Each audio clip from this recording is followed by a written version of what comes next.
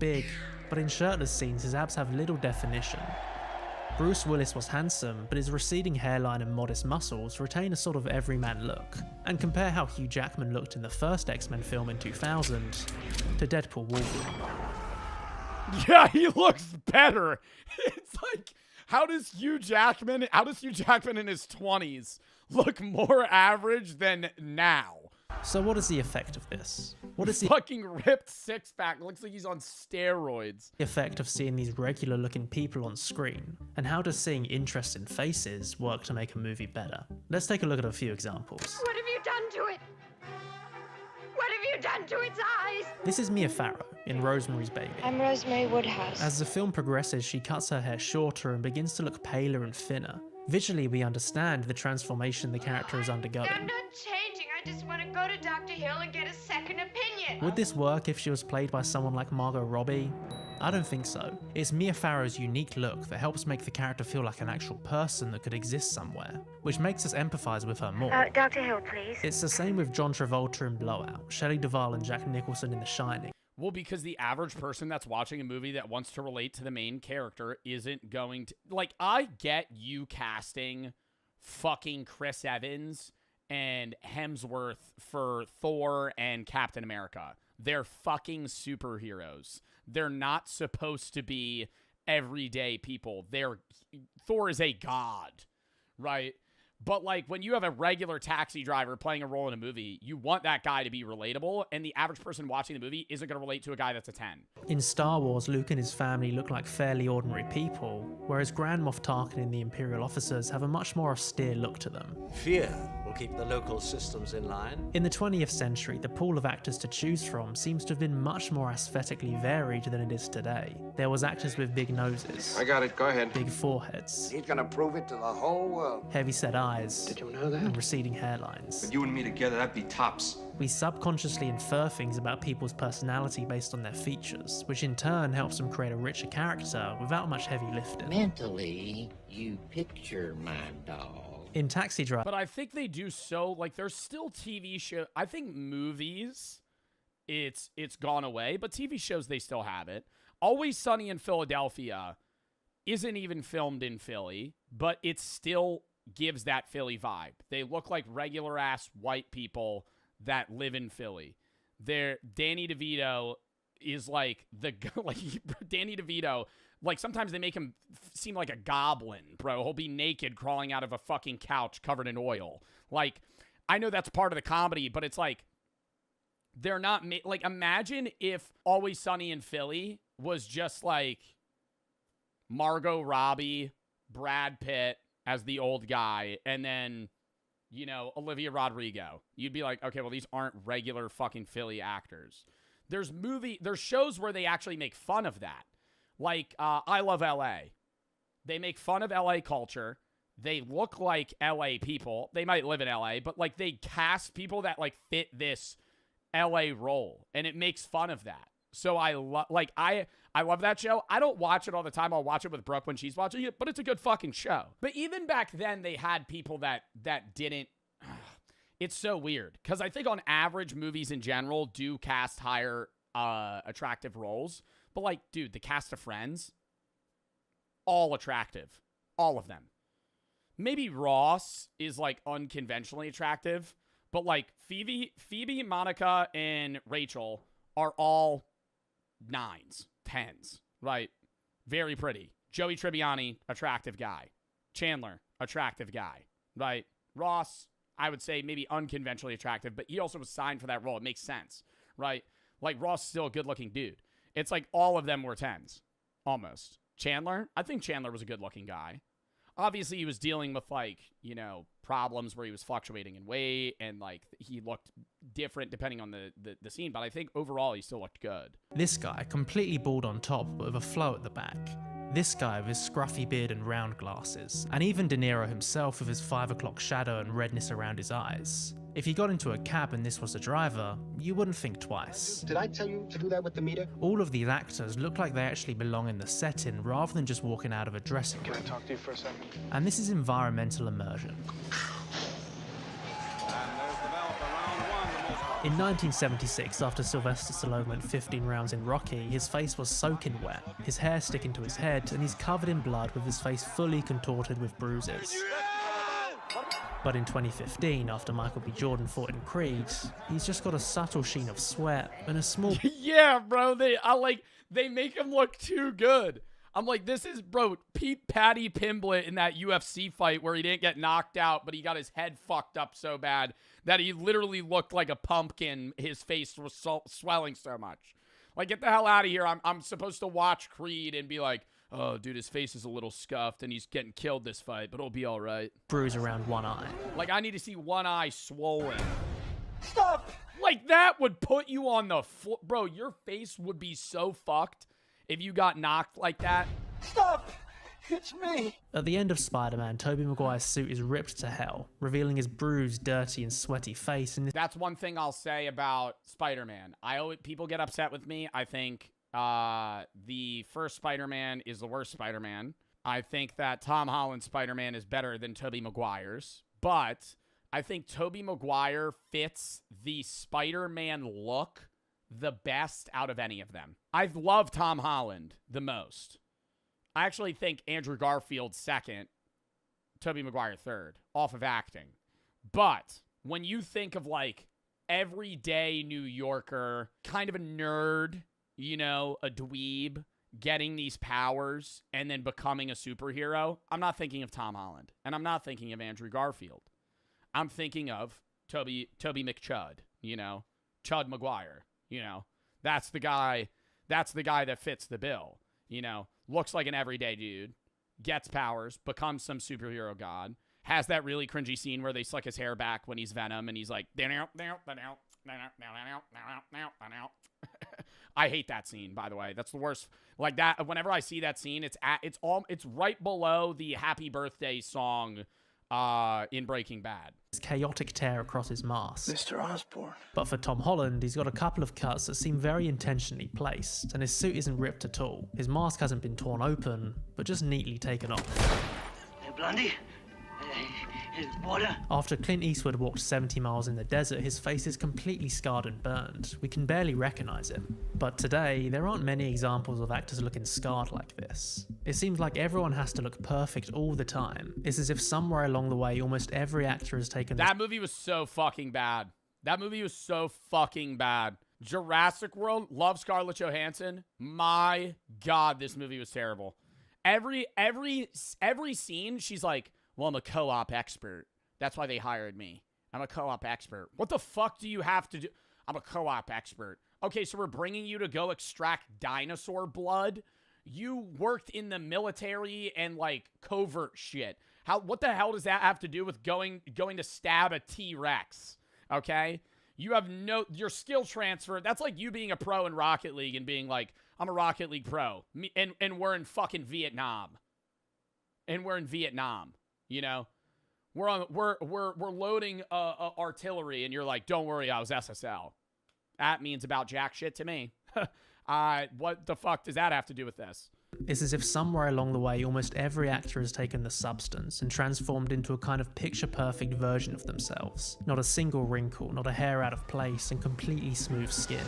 The best we'll get is maybe a small smear of dirt or a tiny... The worst that I despise is movie scenes where they're like so fucked. They've been surviving in the wilderness.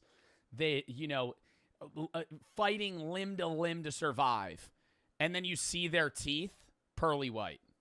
They've been in the jungle for 6 months. And they fuck up their face and they make them look, you know, all messed up. And then they're like, and you see the glare off their teeth. I'm like, yo. It's not like why we can't tint their teeth yellow to make this look more real. Cut. And they look great, but when everyone looks perfect, things start to get a bit stale. Well, see, no, that scene's different because that's just Vin Diesel, right? That's Dom Toretto. Vin Diesel after plunging a burning car into dirty water. It's Dom Toretto. And they look great. Dom Toretto's fucking a badass. But when everyone looks perfect, things start to get a bit stale. And sure, this isn't every single actor working today. You can still find distinct looking people, but it seems like it is the majority of them. In an article from That's what I was saying. 2021, Raquel S. Benedict likens our body to become an investment in which we have to maximize our value through looking good. We're reduced to a collection of features like perfect skin or a strong jawline. The body is no— Oh my god, what is that thing called where it's supposed to give you a better jaw? Bro, just like chew gum. I never understand that shit. Jawzercise, I think is the name of the product. Features like perfect skin or a strong jawline. The body is no longer the vehicle through which we experience joy and pleasure, but a status symbol that needs to be constantly presentable to the world. Put your greasy tits away, you preening slut. For actors, this is taken to the extreme, especially for women. They can never age or show any imperfection. They need to be a bankable star, and a big part of this is looking good on camera. Pretty girls should always smile. Let's take hairlines as an example. Sure, Andrew Garfield probably got a hair transplant because he thought it would improve his appearance, but also because it's better to have a smaller forehead as a leading man. And with modern technology, if you can fix this, why wouldn't you? Yes, Sergeant. This just wasn't the case in the past, hence a wider spectrum of hairlines and a bigger aesthetic variety. I wouldn't touch one hair on his goddamn little head. But today, this is becoming increasingly noticeable, and more people are— But it's when they're playing a role. I think you want a smaller forehead when the main character is 40 or below. But if you're a main character in your 50s as a guy, having a perfect hairline is almost off-putting. Because the average man in his 50s is going to either be bald or have a receding hairline. Like, without a doubt. commenting on it, and here are a few things they've said. I miss actors having normal teeth, and then a picture of Tom Cruise from The Outsiders. Check this out, buddy. It's so annoying and just plain boring that everyone has the same teeth, the same body. I miss people looking— Okay, well, the Barbie movie is a bad example because Margot Robbie is supposed to look uncannily perfect. Like, I was gonna mention the Barbie movie where she's supposed to look perfect, right? different and interesting. Restroom and make sure my hair is perfect. I watched Invasion of the Body Snatchers last night, and it stood out to me that while Sutherland is hot, he's also clearly in his 40s. Like, if Hollywood wanted to make a movie of a 40-something A-lister playing a middle-aged health inspector, who would they cast? Ryan Reynolds? Chris Evans? I got this. We no longer have leading men who are good-looking and charismatic, but also don't look like they wake up at 5 AM to hit the gym. On Twitter, someone was talking about the 1974 movie Taking of Pelham 123. They said it's weirdly invigorating to watch a movie where every actor has an incredible face, and they all look normal, like no veneers in sight. This is supposed to be a democracy. Old actors have more grace than current ones. We can't have a truly accurate cast for the Beatles because they just don't make weird, crusty-looking young men actors like that anymore. I miss casting movies that weren't all A-listers or trying to be. Sometimes just having normal-ass people in your movie make— I have been complaining about the fact that— oh wow, this guy plays the serial killer in Dexter. Anyways, sorry. I don't even know this guy's name, but I just recognize the face. I've been ranting about how I don't like that the new actors, like Gen Z actors, it's like there's like 5 of them. there's like 5 of them. Whenever you see a big new movie coming out, it's never like a random actor playing the main role. It's always somebody that's like super famous. And I think it's this idea too from Hollywood that like what gets ticket sales is mainstream actors. And it's true to a degree that like if you see a movie that's coming out and it has a famous actor in it, you're more likely to go see it. You know, like if Jacob Elordi, is in a movie, you're going to be like, well, I kind of want to go see that. But if Jacob Elordi's not in the film and it's just like some random guy that isn't that super attractive, or woman for that matter, it's like, you know, it's the same thing. The level of popular actors is like, it's a smaller pool now. makes it feel more realistic. To which someone replied, convinced this will be the downfall of the Odyssey. Which brings us on to perhaps a good label to put on this kind of perfect looking A-lister we see today. iPhone face. It's hard to define, but I think it's basically this kind of pristine look that most actors seem to have. It's why some people look out of place in period pieces, because they've got a modern haircut or their teeth are too white. They're striving for a kind of look that didn't really exist before the 21st century. And this speaks to a kind of aesthetic that many modern movies have. They're perfectly lit, the set perfectly designed, the actors in perfectly clean clothes. But this kind of perfection just makes it all look boring. It's the messiness of a normal. And it doesn't bring the immersion's not there. Like, I want to see some shit where, you know, their couch is fucked up. Like, you're supposed to be this, like, struggling artist in this film, and you're playing like somebody that's broke. Meanwhile, yeah, your apartment's small, but you have like a brand new couch, and your carpet's perfectly clean, and you have no crumbs on the floor.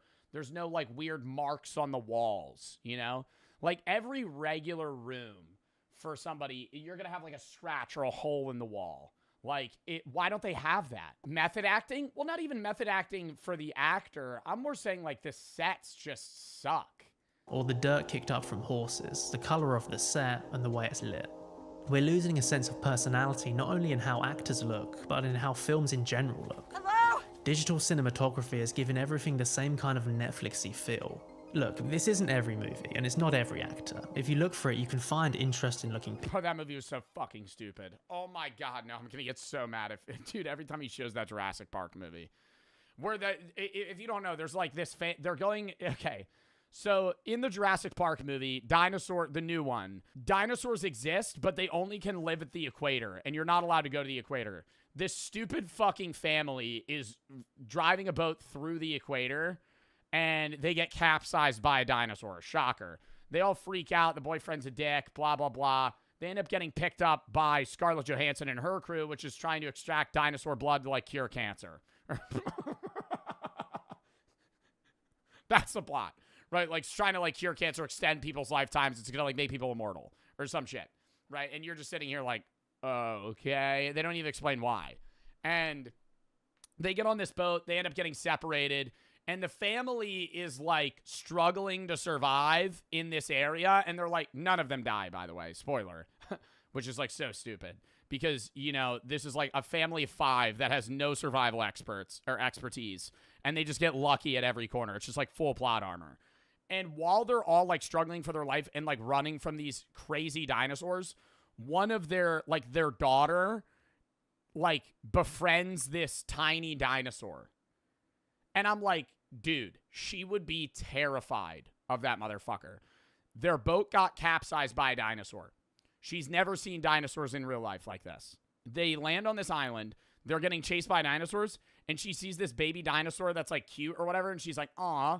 I'm like, oh, hell no. She would not, like, walk up to that thing. Dude, everybody would be traumatic. I would be scared to walk up to anything that was moving. People in modern movies, but this whole change in how actors, and by extension movies in general, look is a natural result of an industry that's afraid to take risks. Movies need to make money, so they minimize anything that could theoretically make the film less successful, but in the process, remove what makes it special.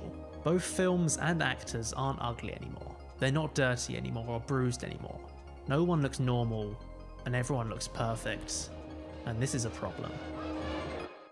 It's worse than Hubie Halloween. No, Hubie Halloween is a bottom 3 film. I love Adam Sandler. I think that when he plays that role where he does that, like, oh, I don't know. I just have some soup in a bowl. I'm like, shut up. Shut up. That's like so it's so annoying. And it's like he's not playing the role well. It's like he has like 5 characters and one of them's like a quirky, weird guy that he plays. And he does the same thing in Waterboy. And it's like, oh my God. And he's, no, it's just, dude, it's so, I can't get over it. And there's Adam Sandler movies that I love. I just think that those movies are unbearable. Actually, no, Jack and Jill's worse than Hubie Halloween. Jack and Jill was the worst movie that he's ever made. I gotta piss again, then we're gonna hop into the next movie.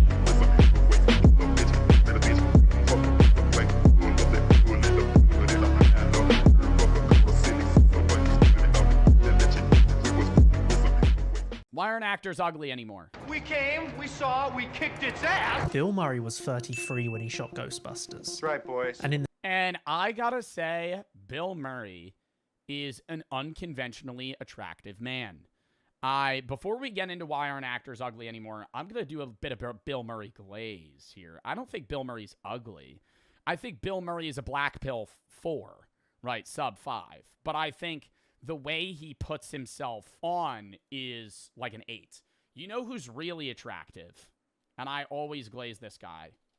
From the Fallout show, Walton Goggins. I think Walton Goggins is one of the few men that can rock the horrible hairline.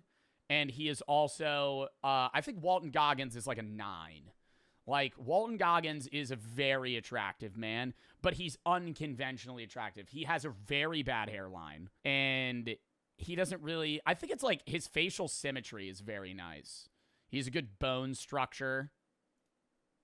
Now I'm glazing. This is what actors in their 30s and 40s look like, but something has changed since then, because actors that age facial surgery and Botox. Large-scale facial surgery from the Hollywood's greatest to try and keep themselves looking the same that they did in their 20s, to where when they're like 50, they start looking like dolls. And it's scary. Like, I love a man in Hollywood that owns the wrinkles, you know? Like, owns the wrinkles. There's a lot of older women in Hollywood that do it.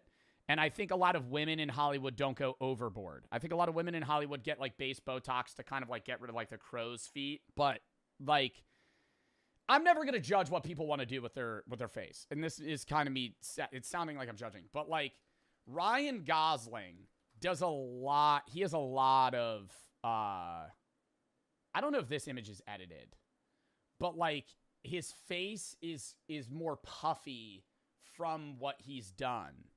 You know, like, I still think he looks great, but it's like there becomes a point where it's like, okay, you look like a 50-year-old that's making themselves try to look 30 versus like, I think you can look great as an aging man or woman, right? Who's like an older actor that doesn't do Botox or like facial surgery stuff? Like, maybe like Ashton Kutcher, but he's also not that old. Jack Black. Jack Black was never, I'm more talking about like guys that were considerable heartthrobs, you know? Like people that were like, you know, praised for their attractiveness. Whereas like Jack Black, I think he's obviously great looking man, stunning, has cheetah eyes, but you know, he was never praised for his attractiveness. He was praised for his acting abilities, his singing, how, like, cool he was. William Dafoe. Yeah. William Dafoe does it well, too. Yeah. Like, I think he looks good. I know he's old, but he looks like, it's like, I fuck with that, you know?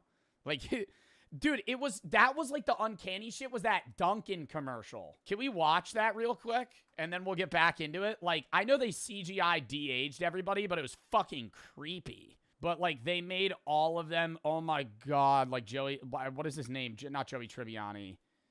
Well, that's who he plays, but I always forget his actor's name. Dude, that's creepy. No, the worst one is Jennifer Aniston. They make Jennifer Aniston look scary when she shows up, bro. Like, she looks like a doll, the way they CGI her face. Oh my God. It's just, I think that's one of the reasons why actors aren't ugly anymore. But like, it's also just this obsession with looks on social media, especially short form media now, where I think a lot of people that get opportunities, it's like the foot in the door is no longer the acting ability, it's the look. I think Hollywood is so much more now about like, we want a guy that's going to look good, right? But it gets unrealistic. You know what I mean? Like, now we have, like, Timothée Chalamet. I'm not saying he has this, but, like, Timothée Chalamet did Marty Supreme. I think he did a great job. You know, blah, blah, blah. The promotion was awesome, right? But, like, you could have, like, Timothée Chalamet playing a regular New York taxi driver. Totally unrealistic. Totally unrealistic. Let's get a guy that actually looks like a fucking New York City taxi driver, okay? Let's get a regular guy off the street and fucking cast him. Why are we trying to make people... Why are we fitting these, like, 10 out of 10 actors...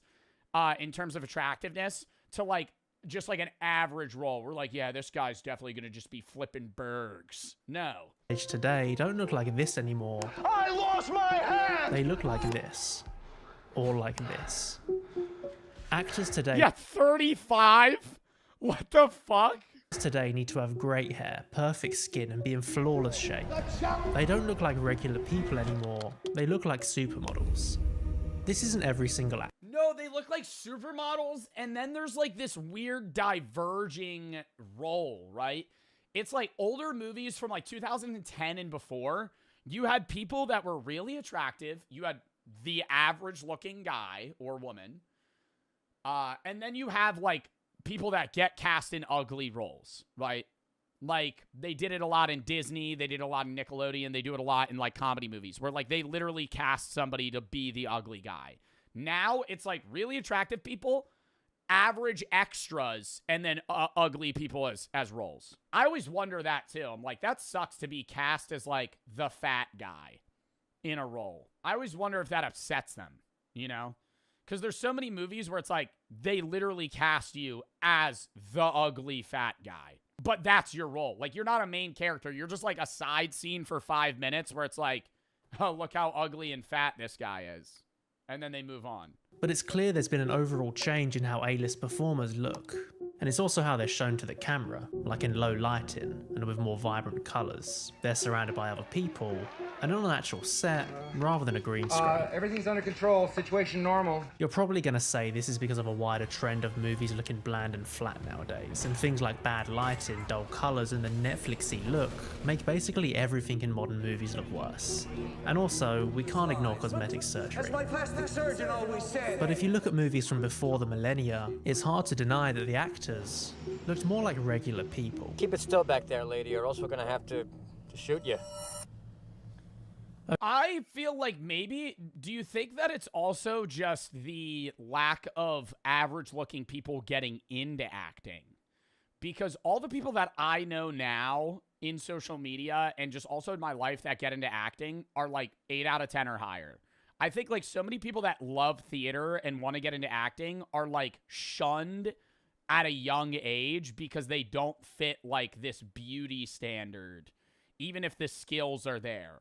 Okay, so the word ugly is a bit harsh, and I'm not trying to objectify. Yeah, no, I don't think ugly. It's like that people in Hollywood don't look real. Like, am I crazy to say there's an uncanny level of attractiveness where somebody is so good looking that it's actually a turnoff?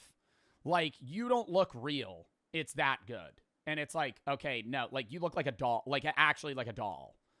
Like they've sculpted you. Or body shame anyone. Most people who are cast in movies aren't unpleasant to look at. I just mean that they have bodies and faces that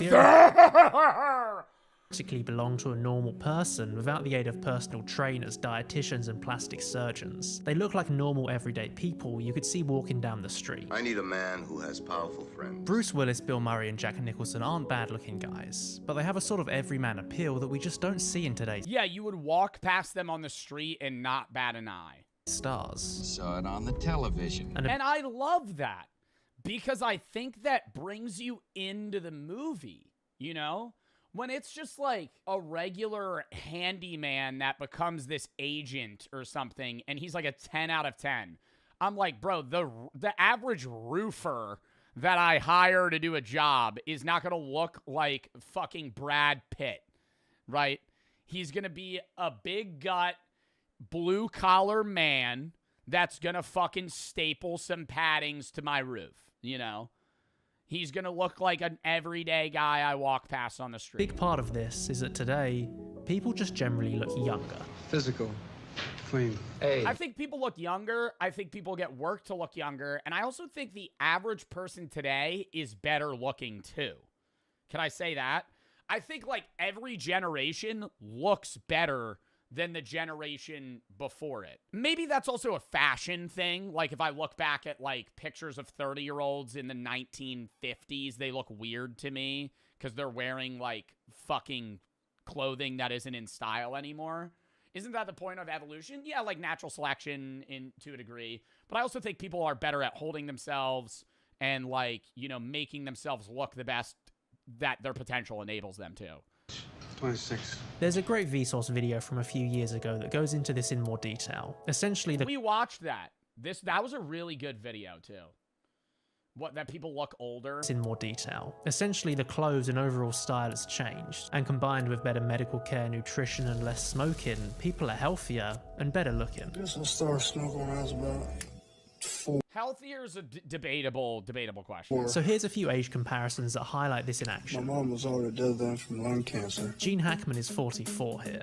Actors in their mid-40s today look like this. Are we soulmates? Or like this. And that's nuts, man. Like, I know for a fact in my mid-40s, I'm not going to look like that. I'm going to look so much worse. Like, it is unreal, dude. He looks 32. Like, how old would you say, genuinely speaking, Chad, how old would you say Chris Evans looks there? 34 tops. Mid-young 30s. Or like this. Not 39. There's quite a big difference. Just a little slap. Sylvester Stallone was 30 when he first shot Rocky. Look at his face. A comparable actor today would be Timothy Chalamet at 29. You young pop. But they play very different types of characters. If we want to be fair, let's compare two all-American action stars. Drop it, dickhead. Glenn Powell, 35 in Twisters, and Bruce Willis, 33 in Die Hard. Bro, Glenn Powell will still play the young love interest in like a 2026 rom-com. They were not casting 35-year-olds to do that 20 years ago. Robert Pattinson was 35 when he played Batman, and Michael Keaton was only 2 years older. Bruce Wayne. Are you sure? But Keaton has visible lines around his mouth, his hair has receded a bit, and he has a subtle 5 o'clock shadow that doesn't feel purposeful. But Pattinson, even though dressed up to look sleep-deprived and reclusive, has a chiseled jaw and perfect skin. Overall, he looks a lot younger. That's interesting. But there's something more at play than actors simply looking older in the past. Frank, they're not here for you. Do you think it's the makeup too?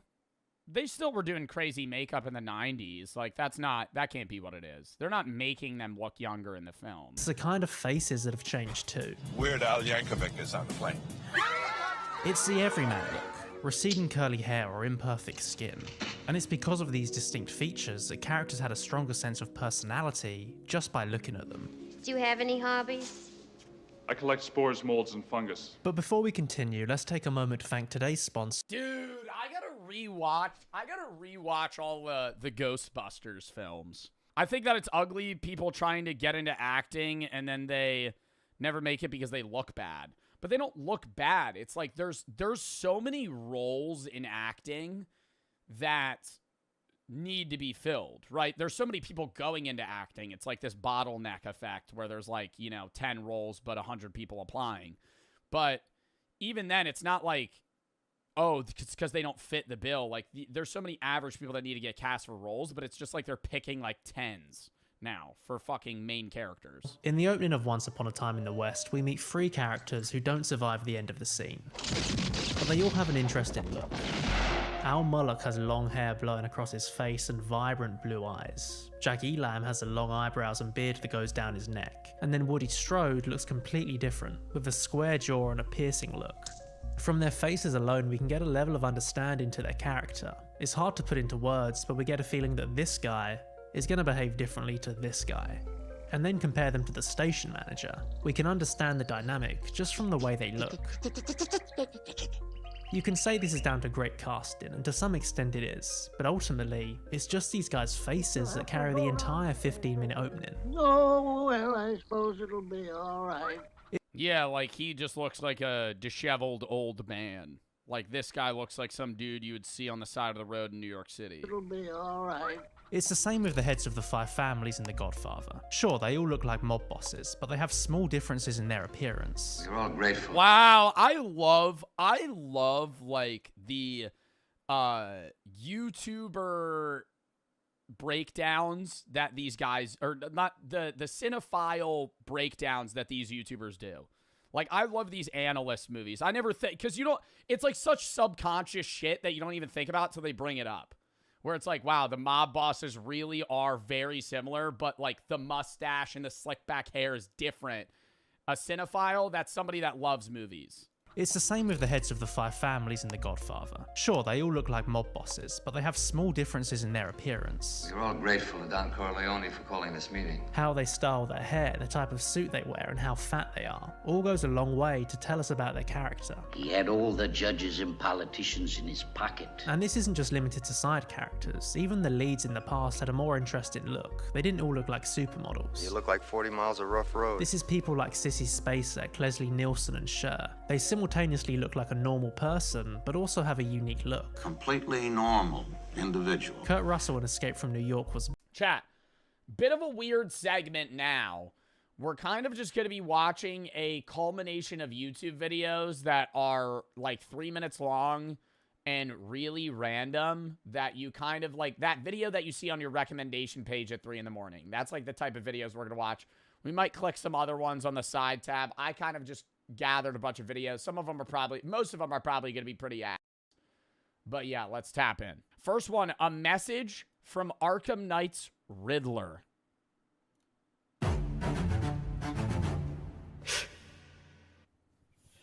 Hello, Riddle fans. It is me, Edward Nigma, super genius.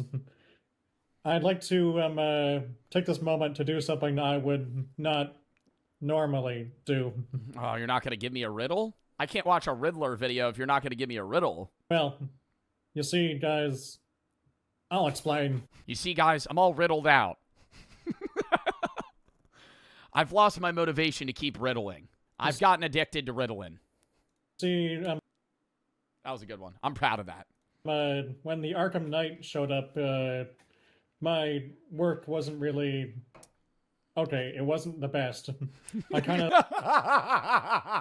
of stretched the whole meaning of riddle a little farther than I had anticipated. Yeah, it wasn't really much a riddle, more so just like destruction. They were car riddles, okay? Sorry, Arkham only lets me out a certain amount of time, and I'm not sure if I'm doing this right, you know, like, ever. What? As you can see from this grotesque beard I have got going here, time in Arkham hasn't exactly been kind to me, and I've had a lot of time to reflect. Where's your masterful plan to get back at Batman? This is what I need to hear about the Riddler. You've been locked away for years. Now you're telling me you're out and you don't know what you're going to do next? Yes, I admit, though it pains me to say, car riddles aren't really on brand for me. It was a hard time, okay? I was running out of things to riddle. I was burning out here. I promise you. Him cosplaying as the Riddler and saying that he's having burnout as a problem is fucking hilarious. You that my next riddles will come back to their golden age again. We'll have, well, I'm not sure what we'll have yet, but I'm working on it, okay? Let it be known that the Riddler is not done yet. When I get out, the streets will run with riddles. When you get out? Oh, is he still saying that he's in prison? Dude, you have family photos in the...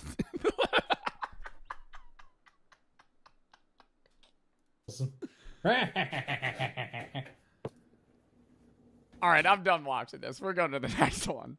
Tiger move. Because they live in the wilderness, don't have processed foods, and they're constantly fighting for survival. I don't think it's a yoga thing. He doesn't lift weights, work machines, perform calisthenics or yeah, it's genetics. Aerobics, and he doesn't jog. Yet he can tear the head off a man. His power comes from his own exercise system. Far different. Bro, Killdozer yesterday trying to say that he could fucking kill a tiger in a fight to the death 70% of the time actually shocked me. I know he's 6'5", 250, but you're not killing a tiger. A tiger. They weigh like 400 pounds. His own exercise system.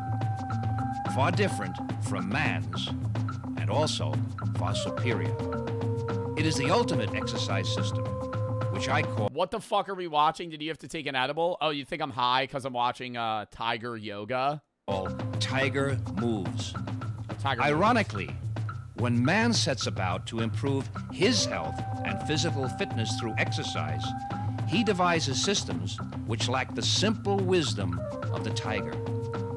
Low-impact aerobics has far less injuries than high-impact, as does belly dancing, with its smooth and completely natural... Are you trying to tell me that I'm gonna have the body of a tiger if I start belly dancing? What the fuck? I do low impact jazzercise and I'm gonna get fucking ripped? No. Natural I'm gonna burn 30 calories, eat 2 Oreos, and I'm already gonna be in I'm out of the deficit. Tiger moves. The best and most natural exercise system man can use. I'm John McSweeney, and I'm gonna cover 7 of these basic tiger moves. Inhale back with tension. Yo, is he just like in boxers right now? Like, what am I feel like I'm watching like an old grandpa that's just crazy telling me I need to start doing tiger exercises to up my testosterone levels. Exhale forward.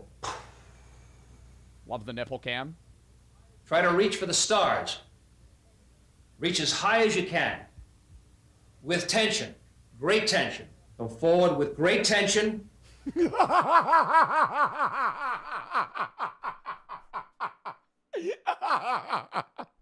Yo, who the fuck is filming this? Feel the tension in the tricep muscles. Yo, he's just flexing. Think into those thigh muscles, the quadriceps, the hamstrings. The next tiger move. Do a squat. Stomach roll. Is the stomach roll. This exercise now from the side. When does a tiger do this? I push down and roll up. Flex, force it down. Come up.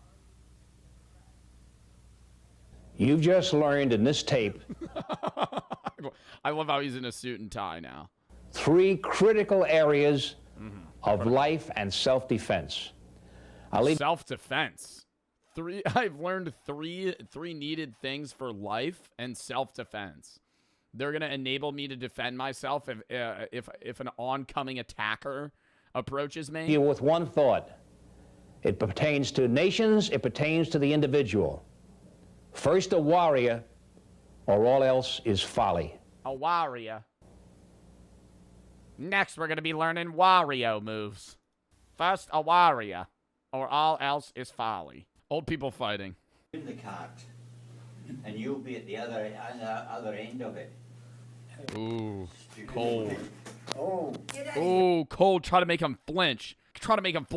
But he's light on his toes. Because he's got that big dog energy. Don't matter, he's 85.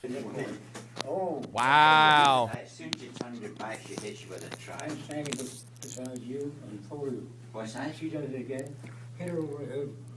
I'll take yours and hit her over the head. I'll never come back here again, and I'm going to advertise this. There's a bastard here. Would you keep using... Wow, that's angry. That's an angry grandma there. The word bastard. I feel like that's an old person insult. To be like, you're a bastard child. This terrible word. What does it mean to you? Does it make you feel good, or what does it do to you? None of your This guy just mogging the camera right now. I don't think he's there. goddamn business. Now get going. Going where? Fall in your tracks. Go on. Go. Do you think I'm going to move because you're telling me? You've got something coming to you. Big time. I hope it's not anything I like love that the level of aggression is so weak because they're so old that it just kind of sounds like they're talking, but they're basically using like old term fighting words. you. Anything. There's not another person in this world like you. That's great. Yeah. Ooh, wow. Would that be nice? That's wonderful. We have to get rid of that bastard. No.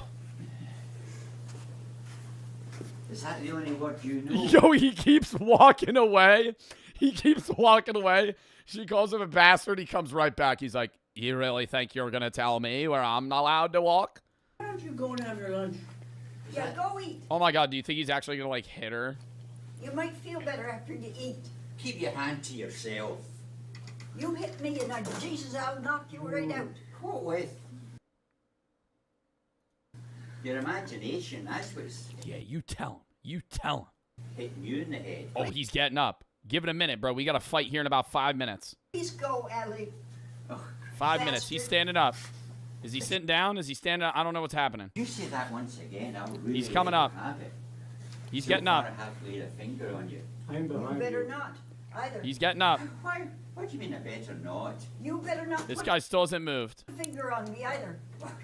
I wouldn't want one of your goddamn fingers on me. Oh, he's Or back your- down. Anything of you. I hope you fall and break your nose. Oh, here we go again. Fall and break my nose. Oh, wow. Watch it. See if you'll do it.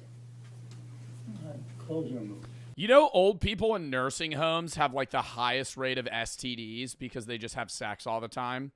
And when you have, if you have a family member in a nursing home and they have sex, they have to call their family. There's like, there's like orgies and shit that go on there.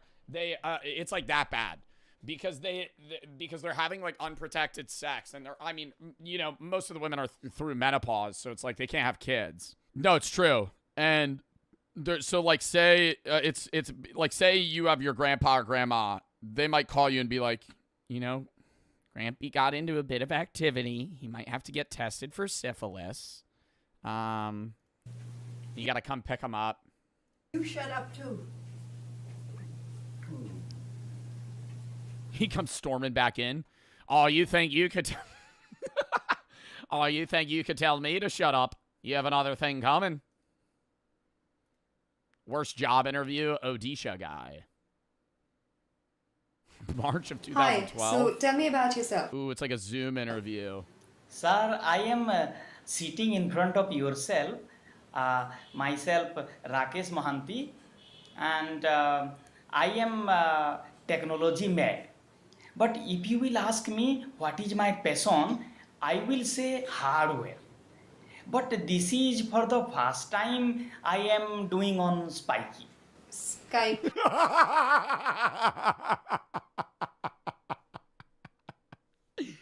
Wait, so is he applying to do like a Geek Squad position or something? Hardware, what, with like technology? Pardon, sir? Okay, go on. Sir, I am from Jharsuguda. I studied 10th Saraswati Sishu Vidya Mandir, graduate Cambridge Institute, Ranchi, not from England, note it. And I am putting my screwdriver everywhere and seeing what is happening. I am a hidden scientist.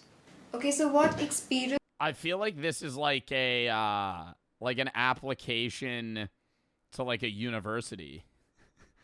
Putting my screwdriver everywhere, seeing what happens. I'm just like a curious soul. Okay, so what experience do you have? Sir, I am working with BSNL telephone company. Whenever the line goes up, I ride the telephone khamba and make the line good. And during my spare time, I chat on girls on Facebook. that is not for, first half, you're answering the question here. You don't need to tell the interviewer that you flirt with girls on Facebook in your free time. And also, I collect pan masala wrappers. Okay. I have a huge collection, almost 2,000. And how do you see yourself progress in this career? Sir, I will have a fruity career in your steamy company. And I will perform and reach the climax position. Okay, and can you shift to Oman? Will you have any problems shifting to Oman? Sir, I do not have any problem to... they have to move countries. Shifting abroad country, but I will not change my religion.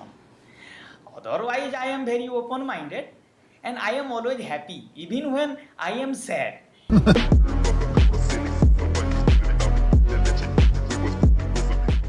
why Gen Z culture is basically medieval China. The other day I was thinking about it and I realized, you know who these dang Gen Zers remind me of? The Song Dynasty from medieval China. Anyone else? Totally. Oh my God. Yeah, I totally agree. Been feeling this way lately? No, it's just me? Well, let me explain what I mean. There's all this new data to suggest that younger people these days want to spend their money on experience. Roughly 60% of millennials and Gen Z would rather spend money on life experiences like traveling and concerts than save for retirement. Are they making a big mistake? I think there needs to be a middle ground. I think that older generations like boomers did nothing fun and just saved money like under their mattress type shit and invested to a point where they retired with money but literally never left their home state. And so they didn't experience anything, right? They died with a nice car and a nice house, but they'd never been to Europe, Canada, South America, Asia, Australia, Africa, anywhere. They had literally only stayed in 4 states and went on vacation to, you know, fucking Myrtle Beach or Florida twice, ever. So I think that's bad, but I think equally, you know, spending all of the money in your savings account on travel is probably also not smart. But I think that I would rather have what millennials and Gen Z are doing than what boomers are doing. The problem is that because of this, all experiences are becoming more expensive. That's why, like, Airbnbs are so lucrative if, like, you provide an experience, right? If your Airbnb is just kind of like a nice house, you're going to get a lot less people that rent it, comparable to if you have an arcade, a bowling alley in the basement, you're fucking 1 mile away destination-wise from a beach and bar scene. It's like, that's what fucking millennials and Gen Z would pay fucking $2,000 a night for. Like, there's actually Airbnbs in places that rent out like 3-4K a day. Like, you know, big fucking 15-person houses just because, like, they provide an experience. Or just, it's the same thing with, like, millennial burger shops. It's like, I know that's a meme, but that's, like, an actual thing where these, like, big cities in, like, Miami, LA, New York and shit provide an experience for something, and the product they're serving you is on par with places that are 50% less in terms of price, but because you're in an area that's popular and they're providing some sort of experience, you have to pay more. This is not physical items. I think it reflects this growing hunger for thirds. Coachella, perfect example. Coachella has been ruined, and this is coming from an influencer that went to Coachella. Coachella was ruined by influencers. Coachella is ruined by the fame and popularity of the event, and it's gotten to a point where, like, number one, the city's already super expensive because it's in the middle of the desert, and therefore the actual concert itself is going to be fairly expensive. On top of that, the ticket prices are through the roof, and the actual food prices and what you're paying for experience-wise is so much. Like, to put it in perspective, just going to Iceland, and I went on a trip in Iceland and did everything I could in 7 days there, was like $6,000, $8,000 for 2 people. 2 people to go to Coachella for 3 days on week 1 was like $10,000 in the US. Versus traveling to another country that's in, like, the middle of the Arctic for a week, which is already expensive. It's more expensive to go see fucking, you know, last year, not like Sabrina Carpenter this year, but like last year, go see like Lady Gaga for 1 night. Like, it's more. Experiences, not physical items. I think it reflects that you're a millionaire.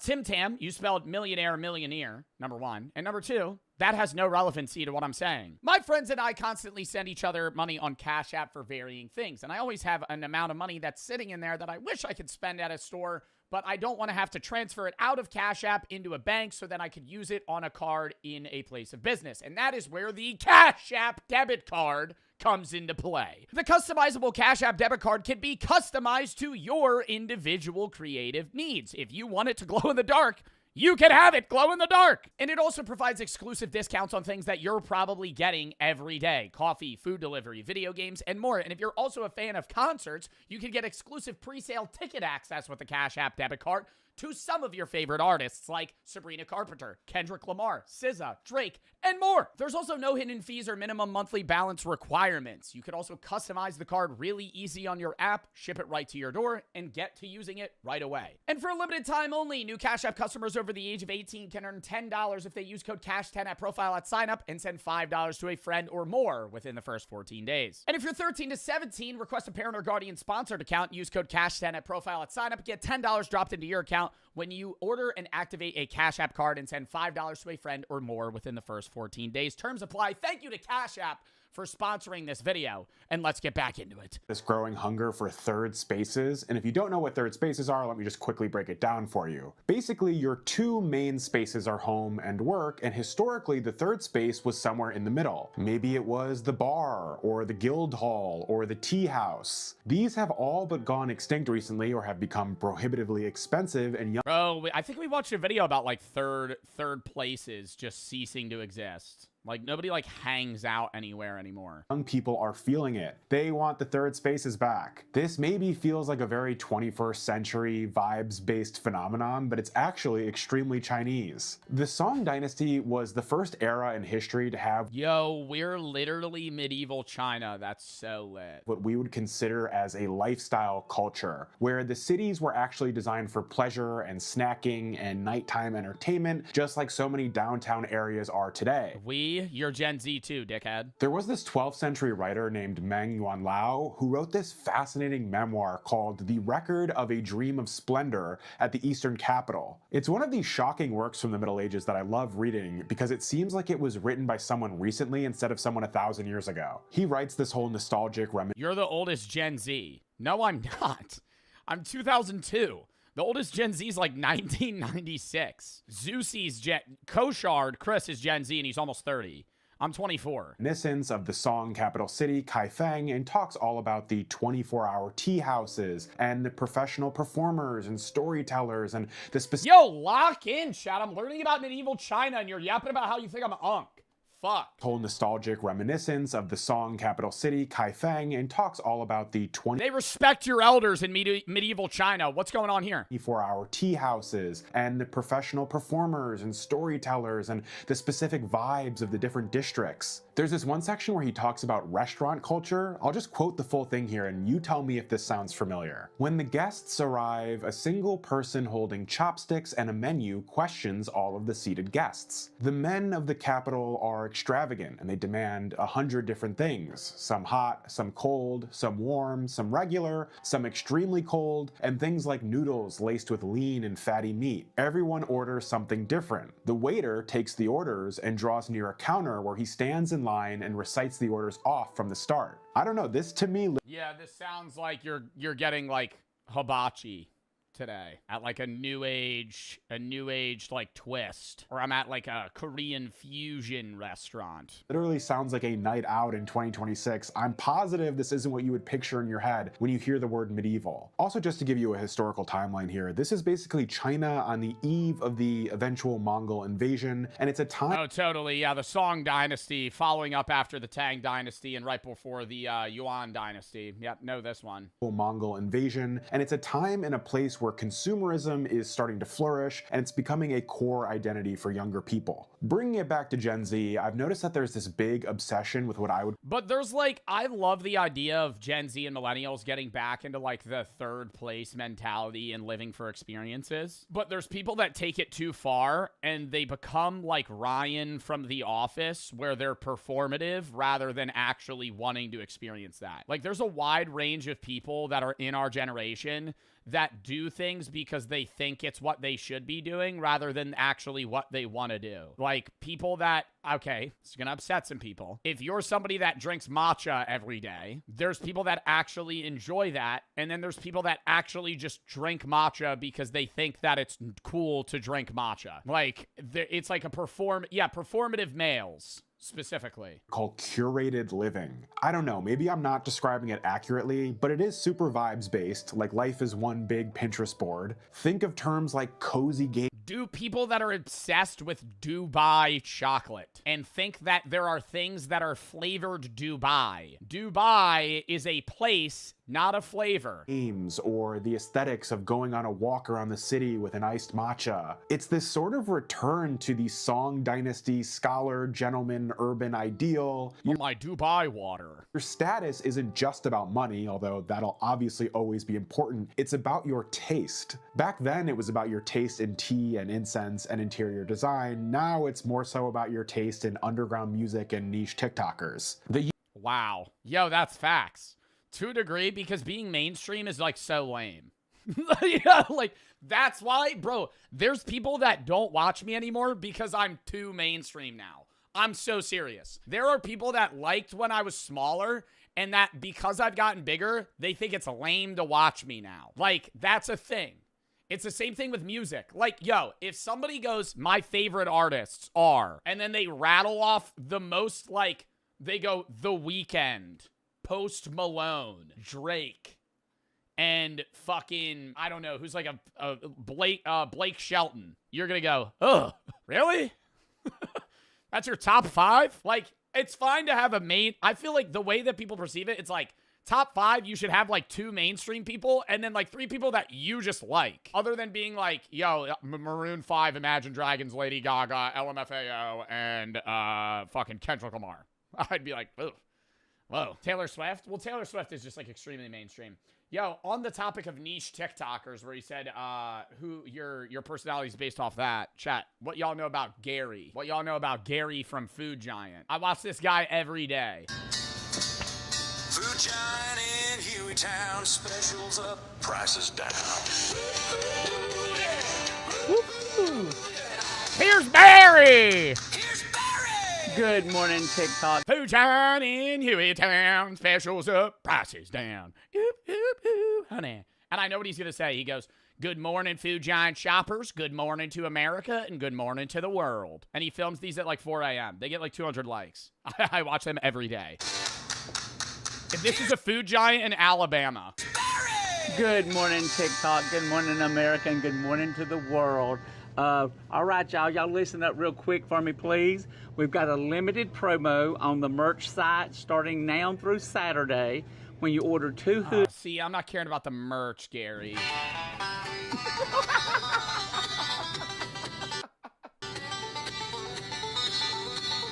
Yo, he acting like he's playing that shit. Look at him. Hit that spin on it. 2, 3.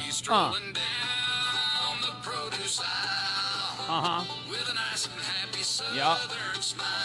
There we go. Here's Barry. There's Barry. Good morning, TikTok. Good morning, America. Good morning. Wait, where? Are you doing a fundraiser?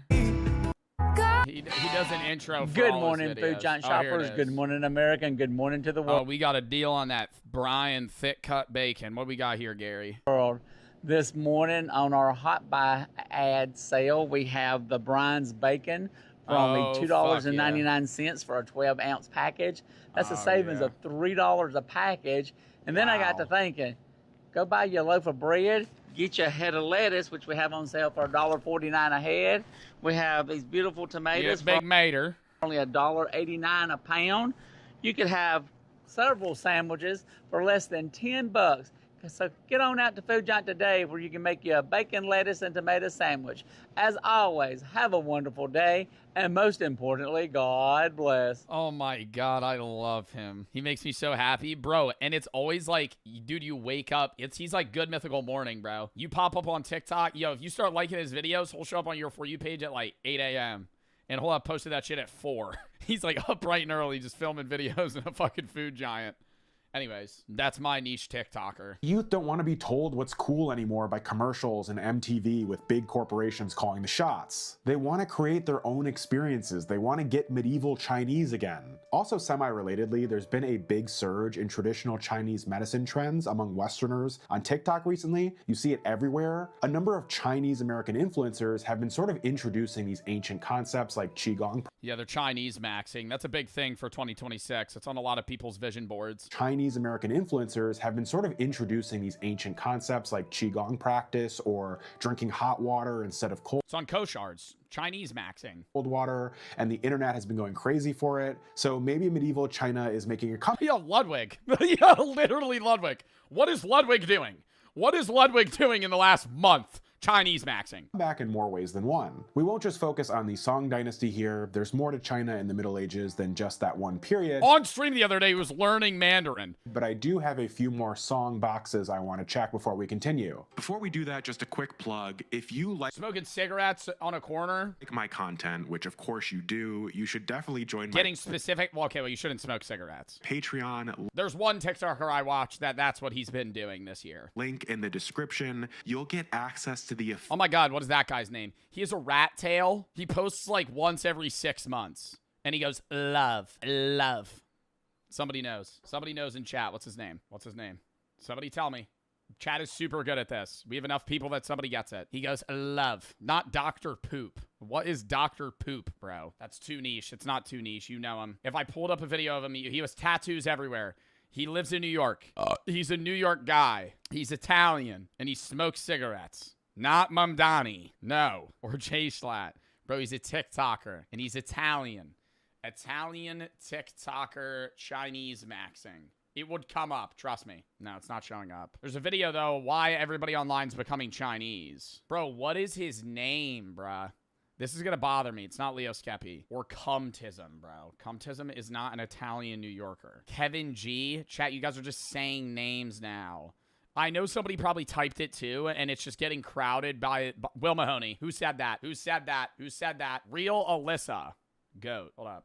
I gotta find his mood board. Guys, what is up? My name is Will Mahoney, and it is 2026. Your 2025 might have been a trash pile of shit and sucked, but this year's going to be legendary. Check this out. We got the vision board going. Cortisol levels, #1 priority. Cortisol levels at an all-time low. That's the stress hormone. What does that mean? That means if somebody is trying to cause you stress or situation, simply exit the situation. For example, homeless person on the street. No. Excuse me. And I am morally very good, morally very high. And I have also my resignation letter ready from BSN. Okay, so then we'll get back to you. Sir, I am getting the job now. We'll get back to you. Thank you. Thank you very much. That didn't seem real. That did not seem real. That did not seem real. I like that guy. No, he seemed nice, but I mean, he was a bad interviewer. He was like, yeah, I'll move. Not going to change my religion, though. Valid. I don't think that was being asked of you. Did he get the job? We'll never know. That was from 13 years ago. Bear attack. Man is trying to run away from attacking bear. On a bicycle? Cooked. Can't bears run like 30 miles an hour? Like top speed? And he just started riding? Oh no, it cuts. Wow, what a peaceful bike ride otherwise. If there's no bear in the region, this is why you gotta blast like fucking Lil Pump when you ride through the woods to scare the bears off. Oh, fuck no. Oh my God. He gets away from that? Oh my God, dude. The way I would fall off the bike. That's a good 10 feet away from him. That is a big ass brown bear right there. It's not even making noise. Holy fuck. This is CGI. AI. Chat, this was posted 11 years ago. I don't think this is AI. This was posted in 2014. This has to be real. Oh, he starts pedaling like a motherfucker. Yo, is that the best play? I thought you're supposed to like lay down and let it attack you. If I'm on a bike, though, I probably would try to run. He like whispered under his breath, oh, fuck. Yo, I would be pedaling as fast as I could. Yeah, you got to switch that gear up, bro. I'm going in 7th gear right there. Is that fake? I can't tell. It's oddly quiet. I feel like I would hear a bear growl. Is this real? I gotta go in the comments. I don't know, man. This being from fucking 11 years ago makes me think it's real. It's just the quality of the video is so bad that I can't tell. Nah, it kind of does look like a PNG running. I feel like this is still probably a scenario somebody's been in where they're like riding a mountain bike and a bear starts chasing them. You know the one that I have seen actually is Is it fake?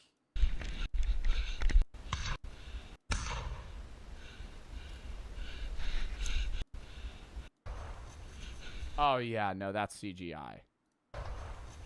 Oh, my God. You know the one that I have seen that is real? Snowboarder bear. This is real.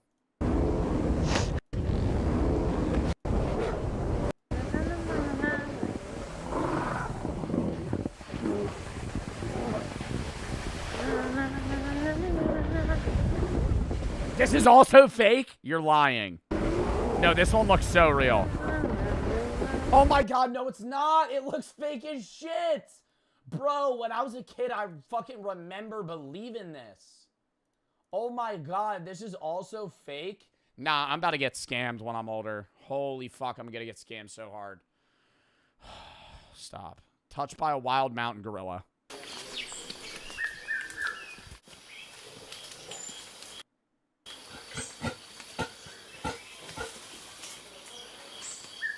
Mortified. Not from the small gorillas. That big motherfucker sitting there. Do you think he's not moving because he wants them to get near him or he's scared?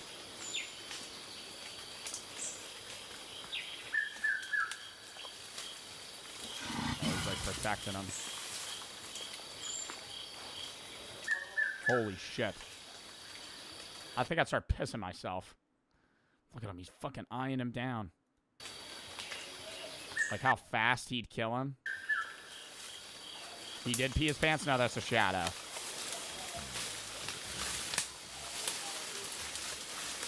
Oh my God, he's taking a seat. This guy's going to be hunkered down here for a few hours. Oh, no way, John. No way. The other guy's filming him, though. Where's the other guy? Like, is he sitting in a car or something? Or are these just, like, friendly gorillas? They're about to start picking. Dude, they're picking his hair. Oh, my God.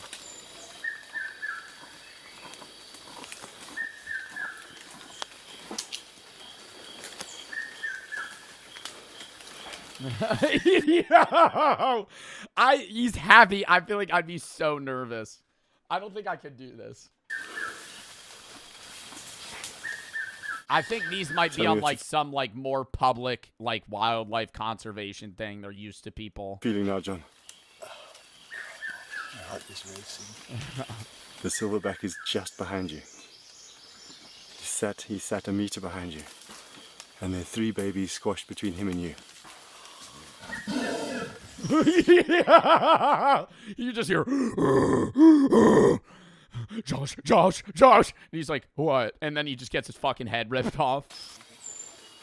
It's touching your hair. Bit of it's actually grooming. Here comes a female. Oh. Yeah, like he can't see that one. It's that black shirt of yours. And the silverback. Now the little one's climbing up. Oh my God, they think he's a gorilla? To get a closer look at your hair. He's on his back.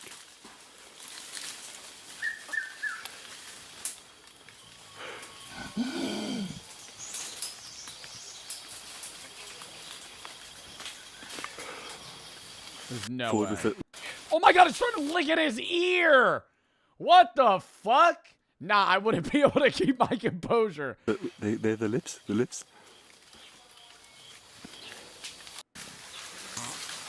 Oh, just ripped ass.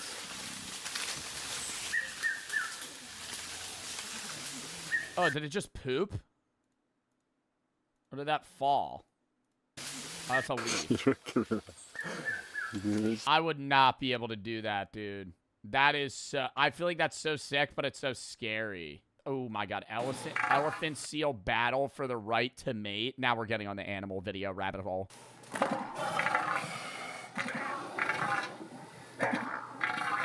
Are they fucking right now? Oh, what's that goop noise?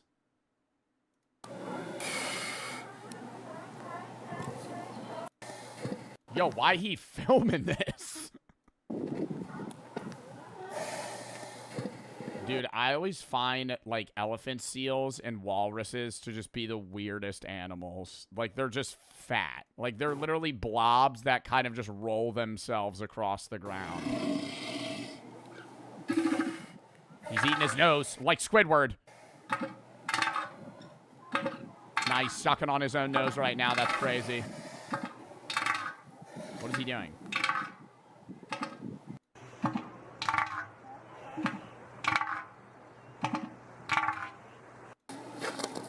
Oh, he's on the move. Low mobility. This is a definitive tank build. Oh, nah, he's challenging him. He's challenging him. Mid romance scene? Oh, nah, she's getting the fuck out of there. Oh, they're big dogging each other. Whoa! His dick's out. Whoa!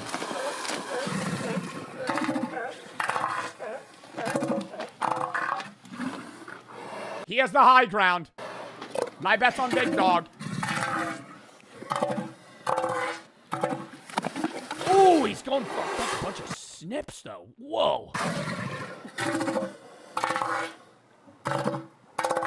Other one's got to go in the attack here, man. You're holding your ground. You got to start doing some damage. This is TOS, bro. They're not going to kill each other. They're just going to fucking peck at each other until one of them runs away. Also, I love how this guy's like 6 feet away from them. Do you think he's zoomed in from afar? It looks like he's standing right next to them fight. Whoa.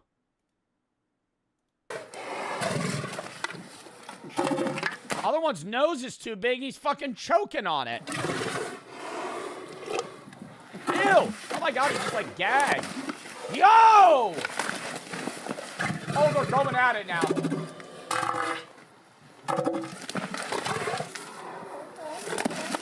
Nah, this is pushing me the fuck out.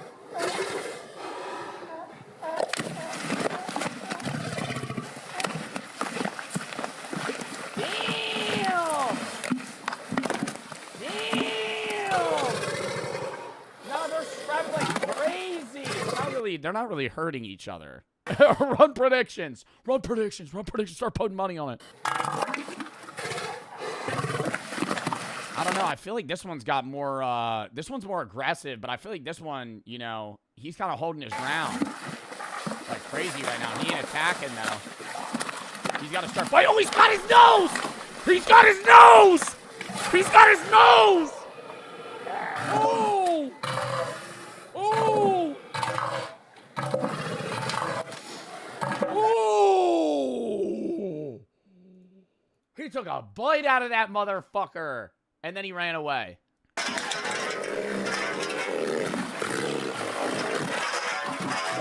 Oh, God, they're banging into the house. Hold up, hold up, hold up. Time out, time out. Metal pole in the way. Metal pole, metal pole, metal pole. He's retreating.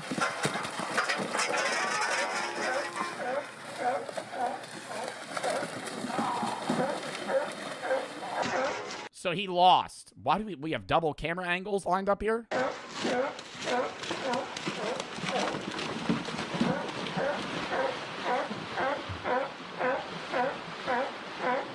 How long do you think that would take to heal, bro? Imagine sitting on the toilet, one of these breaks through the wall because it sounds like you want to pick a fight. Imagine being this large, this powerful, destructive. The only thing you can do, the only sound you can make sounds like you're having explosive diarrhea in the back of a snare drum. Warrior cries sound like a clogged toilet. We're watching so many animal videos right now. Hippo fight. Bro. Polar bear versus walrus. Oh, hold up. This is so cute. Wait. This is like wholesome. Oh my. Amazing? Yeah. Yeah. It's like sniffing the dirt and it's getting in its lungs. So I love this. Dude, I want to do this so bad. What? South Georgia Island? Hold up, I gotta like this video. You could pay to go just chill by them on the... Hello? I don't know. I feel like with my luck, one of these would start humping me. Then I'd just be in my, like, you know when you're at your friend's house or some shit and they got like a dog that just starts humping your leg and you're like, it just gets so awkward. Then what do? You like push it off. You're like, stop it. Stop it. It's like a jackrabbit. One of these things gets on top. I love the noises they make. Oh, there's penguins there too. You get a fucking 2-for-1. Somebody call one of the penguins over. No, I love watching random animal videos. Oh, stop. No. All right, last animal video. Bro. Video. I'll never forget that. Oh. Oh. Guys. Oh, it's just a baby elephant, bro. Oh my goodness. You know what's crazy is that one's probably like just born. Like that's not like a 2-year-old elephant. Scary polar bear encounter. See, now I'm thinking all these videos are fucking fake.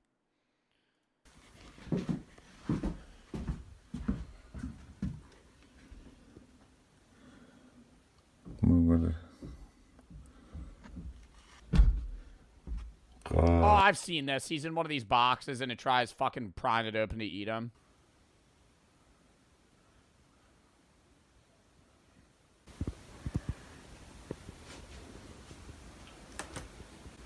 Oh, fuck. You think it's smart enough to open the window?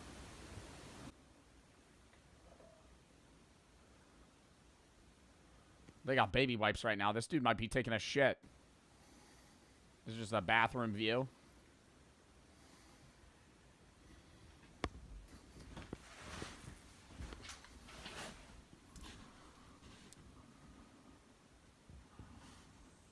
Is it gonna break in?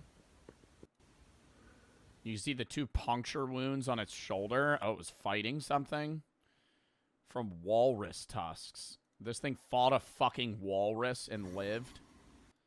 I mean, it is a polar bear. Meh. Next video. Video dating, women's edition. Someone who's looking for me. Someone. Wasn't video dating like the in-between between like you only being able to meet people in person and like dating apps? Like video and dating profiles, it was like MySpace era. Like video dating was a real thing where you would make a video, put it out, and then you got responses. And then maybe you would meet up with that person. Hi, I'm Elizabeth. Oh, she is old. And nothing wrong with that. I just didn't think a woman in the 80s that is 80 would be using a video dating site.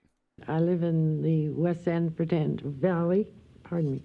Hi, I'm Jana. I'm looking... Just holding a piece of chocolate cake. That is the largest piece of cake I think I've ever seen. Would you guys eat that much cake in one sitting? I would like to. I don't think I could. That's not like a regular... I think a third of that is a restaurant slice. Hello, my name is Ellen. Some people call me sexy. Others say I'm sensuous. Hi, I'm Linda.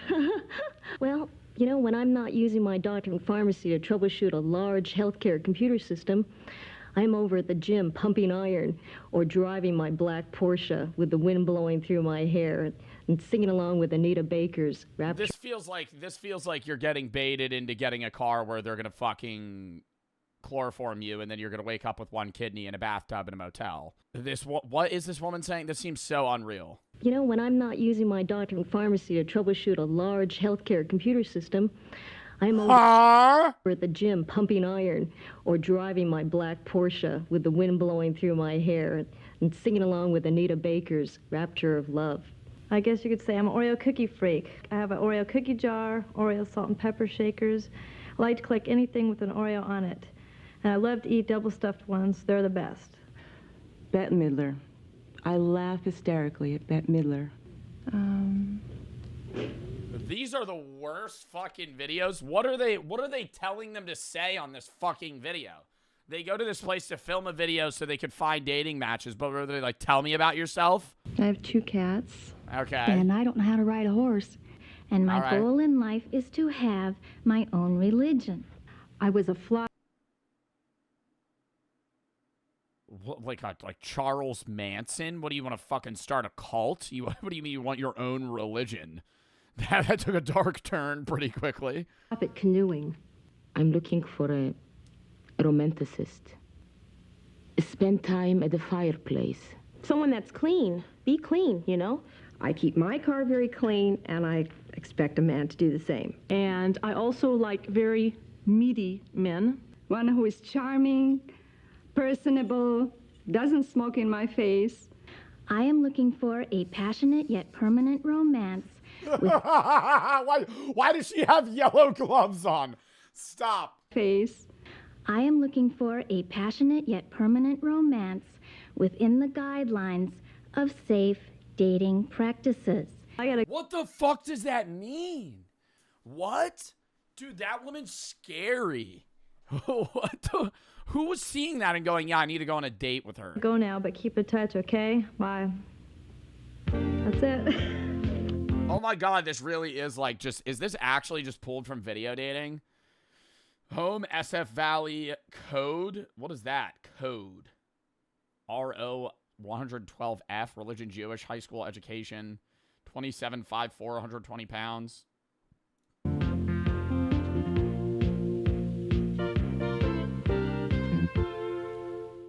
I feel like the guys' ones are going to be so much worse. Oh, hello. Oh, no.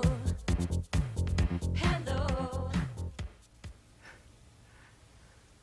Thought I told you never to call me here. Some of the things. Why are they being so weird on camera? Just fucking talk. Things I love are photography, travel, skiing, and cuddling. This is a very exciting That's a hobby of yours, is cuddling? time for my life because I'm just starting a new claims adjusting business. I don't know, the type of girl that I'm looking What? This is a very exciting time for my life because I'm just starting a new claims adjusting business. Oh, wow, how cool. That's so interesting. A claims adjustment business? I don't know, the type of girl that I'm looking for is one that's really attractive to me. I like an attractive woman. Yeah, I'm just looking for like a hot girl, you know, nothing too crazy. Someone who might look like Christy Brinkley or Jacqueline Smith. I have a very strong sense of humor. I've read recently that everyone thinks they've got one, but my friends do agree that I do. Might not appear. Lame ass comment. Lame ass comment. Worst one of the day. Worst one of the day, bro. Yeah, everybody says I'm pretty funny. Might not appear it, but semi-crazy. Kind of your typical research mathematician, I guess. Walking down the street or just going out for, let me take pictures of her with my camera. He's somebody that maybe even gets rough once in a while, you know, and I mean, yo, you're on the wrong, yo, this guy needs to, bro, he's not even like pitching dating, bro. He's just trying, like, this man is like the launching point for Tinder. Extremely high verbal skills. Co-ed bubble bath sounds like a real fun idea I want to try out. And whoever's ever with me has to like to do it too, or they're going to go nuts, because I'll drive you nuts. I seek a person who is childlike. Somebody that'll embarrass you by ordering too much food, or, you know, somebody like that. I'm a nice fellow. I don't know. I'm particularly attracted to black women and women of different races. So if you like me, give me a call. Hey, yo, you know, he's shooting straight. He's going, hey, you know, I'm in for the game right now. Let's get it going. This guy, you know, he's pitching, he's shooting it straight. He's shooting it straight. Yeah, hit me up. Basically, that's what I'm looking for. Thank you. We didn't even hear what that guy's looking for. Wearing overalls, Glenn, South Bay, bachelors of science, no religion. 6'1", 39, 180 pounds. Looking for somebody 25 to 35. Maximum distance 40 miles. Interest: skiing, jogging, travel, and film. No children.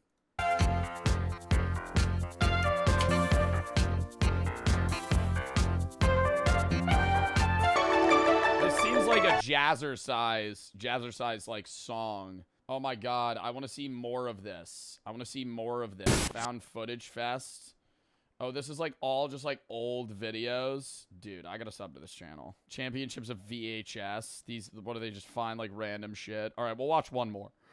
One more. New Age Miracles Factor Fraud.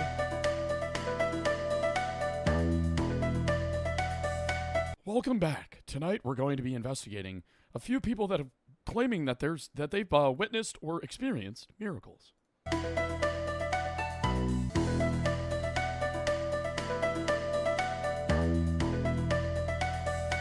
A lot more stern than I thought he'd be.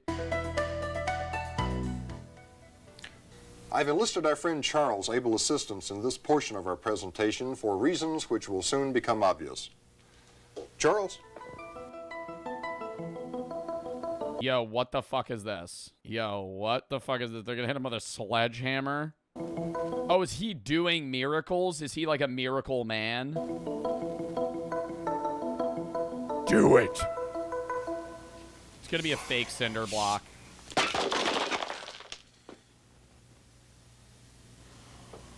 Didn't hurt at all.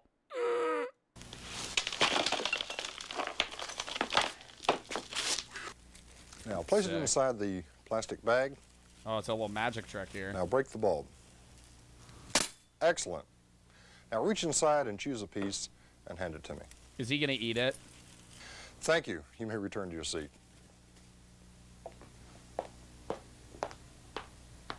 He's gonna eat it.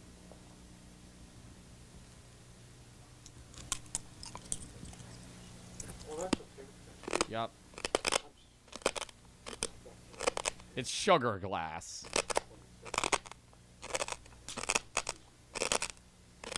I feel like that's so obvious.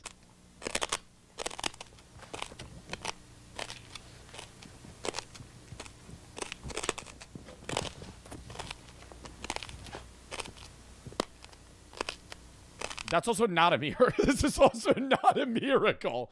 This is not a miracle. Yo, hey, if that was, even if that wasn't sugar glass, I'd be like, okay, you ate a piece of a light bulb glass. Yo, like, you know, all right, enough chews, probably not gonna kill you, but it's bad.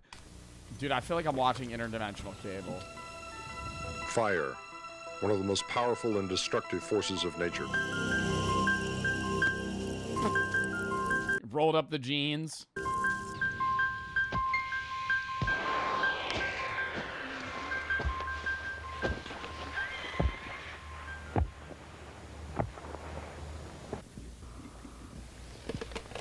Oh, that's impressive, as you said earlier.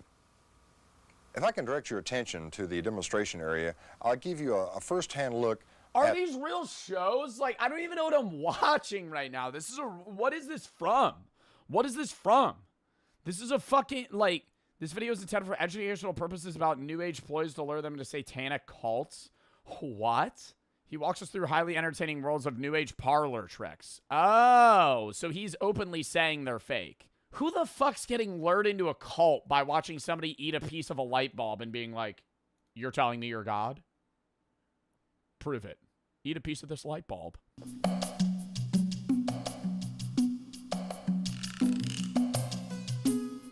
Dude, we watched a video about this where they pull out like fake blood and then it makes them believe that they've been healed. Yeah. And they think that they've been healed. That actually is a cult tactic. Psychic surgery actually has gotten people killed.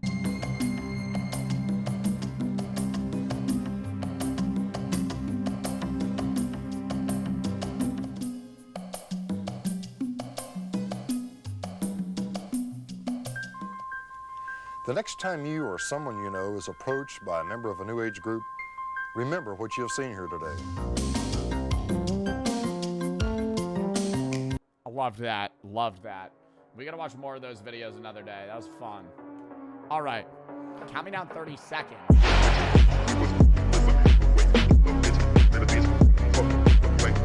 Used has the right to a trial that is both public and this. Private. Speedy. Fuck. As basically every game of Jeopardy that has ever been played. If you want to know whether Jeopardy will ask about a thing, let history be your guide. It's worth mentioning that the people who currently make Jeopardy have stated that they don't want people to be able to prepare just by memorizing J-Archive, and thus they continue to include more wordplay and vocabulary categories, things that are harder to study for via rote memorization. Some of the most dreaded Jeopardy categories actually have the smallest canon. Think of opera. Have you ever seen an opera? I haven't. I'm a complete Philistine. But the number of important operas and opera composers Jeopardy can actually ask about is pretty small. It's under 100 in my estimation. And once you start to figure out what those operas are, you start to be able to tell your Madame Butterflies from your Carmens from your... Bro, but then you're just learning stupid shit that you're never gonna get asked about. Like, you're just studying, bro, like, just walking into a library and reading shit. just to mind meld, dude. Just sponge information. I'm training for Jeopardy. I'm just gonna go sit in on a 3,000 level class in college. Or Il Scagliati's, which isn't an opera but some gibberish I just made up. One thing that separates Jeopardy from other trivia game shows is that there's a general tilt in the question writing towards things that are academically important. This means that you could learn a lot of what Jeopardy asked about if you'd just been paying attention in school the whole time. Unfortunately for me, I was too busy drawing comics where Captain Falcon and Kirby were best friends, so I had to come by this knowledge some other way. That other way was Quiz Bowl. Quiz Bowl has often inadequately been described as Jeopardy, but with teams and longer questions, and sports for competitive children who can't run good. There's a considerable overlap between what Jeopardy will ask about and what Quiz Bowl asks about. And this guy is such a nerd, bro. Yeah, and he won $200,000 for it. Years of playing Quiz Bowl have stuck in my mind lots of facts that were very useful for Jeopardy. Finally, there's the matter of effectively learning things you didn't already know. Intellectual curiosity is only going to get you so far. Eventually, you're going to have to learn things you don't find particularly interesting, and for that, a lot of people turn to flashcards, especially apps like Anki. Jeopardy Masters Season 2 champion Victoria Gross has said what about Quizlet? That she has over 200,000 flashcards in Anki, which is wild. Yo, y'all really have ChatGPT now, bro. Cheating on homework used to be so fucking hard, man. Like, having to look up shit or, like, make a Quizlet, bro, and you used to have to reach back to, like, a guy 3 states away from you that made a Quizlet in a similar class and only, like, 4 of the questions match. And then you got to go fucking find another one. And it was fucking so hard to, like, dude, cheating was so hard. Like, it used to be a struggle, bro. It was a grind. Yo, physics problems, yeah, you had to buy Chegg. You had to buy Chegg and talk to the fucking random guy that's trying to solve the problem in real time for you. I did make a little over 1,000 flashcards in Anki in preparation for the Tournament of Champions on things I didn't already know. So did it work? Well, it got me a couple questions, including a crucial daily double on the alphabetically first of the 7 hills of Rome. Thank God I had this flashcard. Since there are 7 hills of Rome and only 2 seem to be notable, go ahead and name all 7 hills of Rome. Oh my God. Hills I don't want to die on. Alphabetically first of the fabled 7 hills of Rome. Yo, the second he sees that shit, he goes, yes. First of the fabled 7 hills of Rome, it boasts the Basilica of Santa Sabina, which dates to the 5th century. What is the Aventine? Aventine is correct, yes. You had $6,000. Well done. But there were also a number. Yo, I love, dude, when they do that and then they pan back and there's just the chud with negative $5,000. Of times I saw a question and thought, oh, I have a flashcard on this. And that was about as far as... And then they get so many wrong that they just stop answering them. My brain got. So they're not perfect, but they will help you eventually remember things that you don't know and aren't particularly interested in.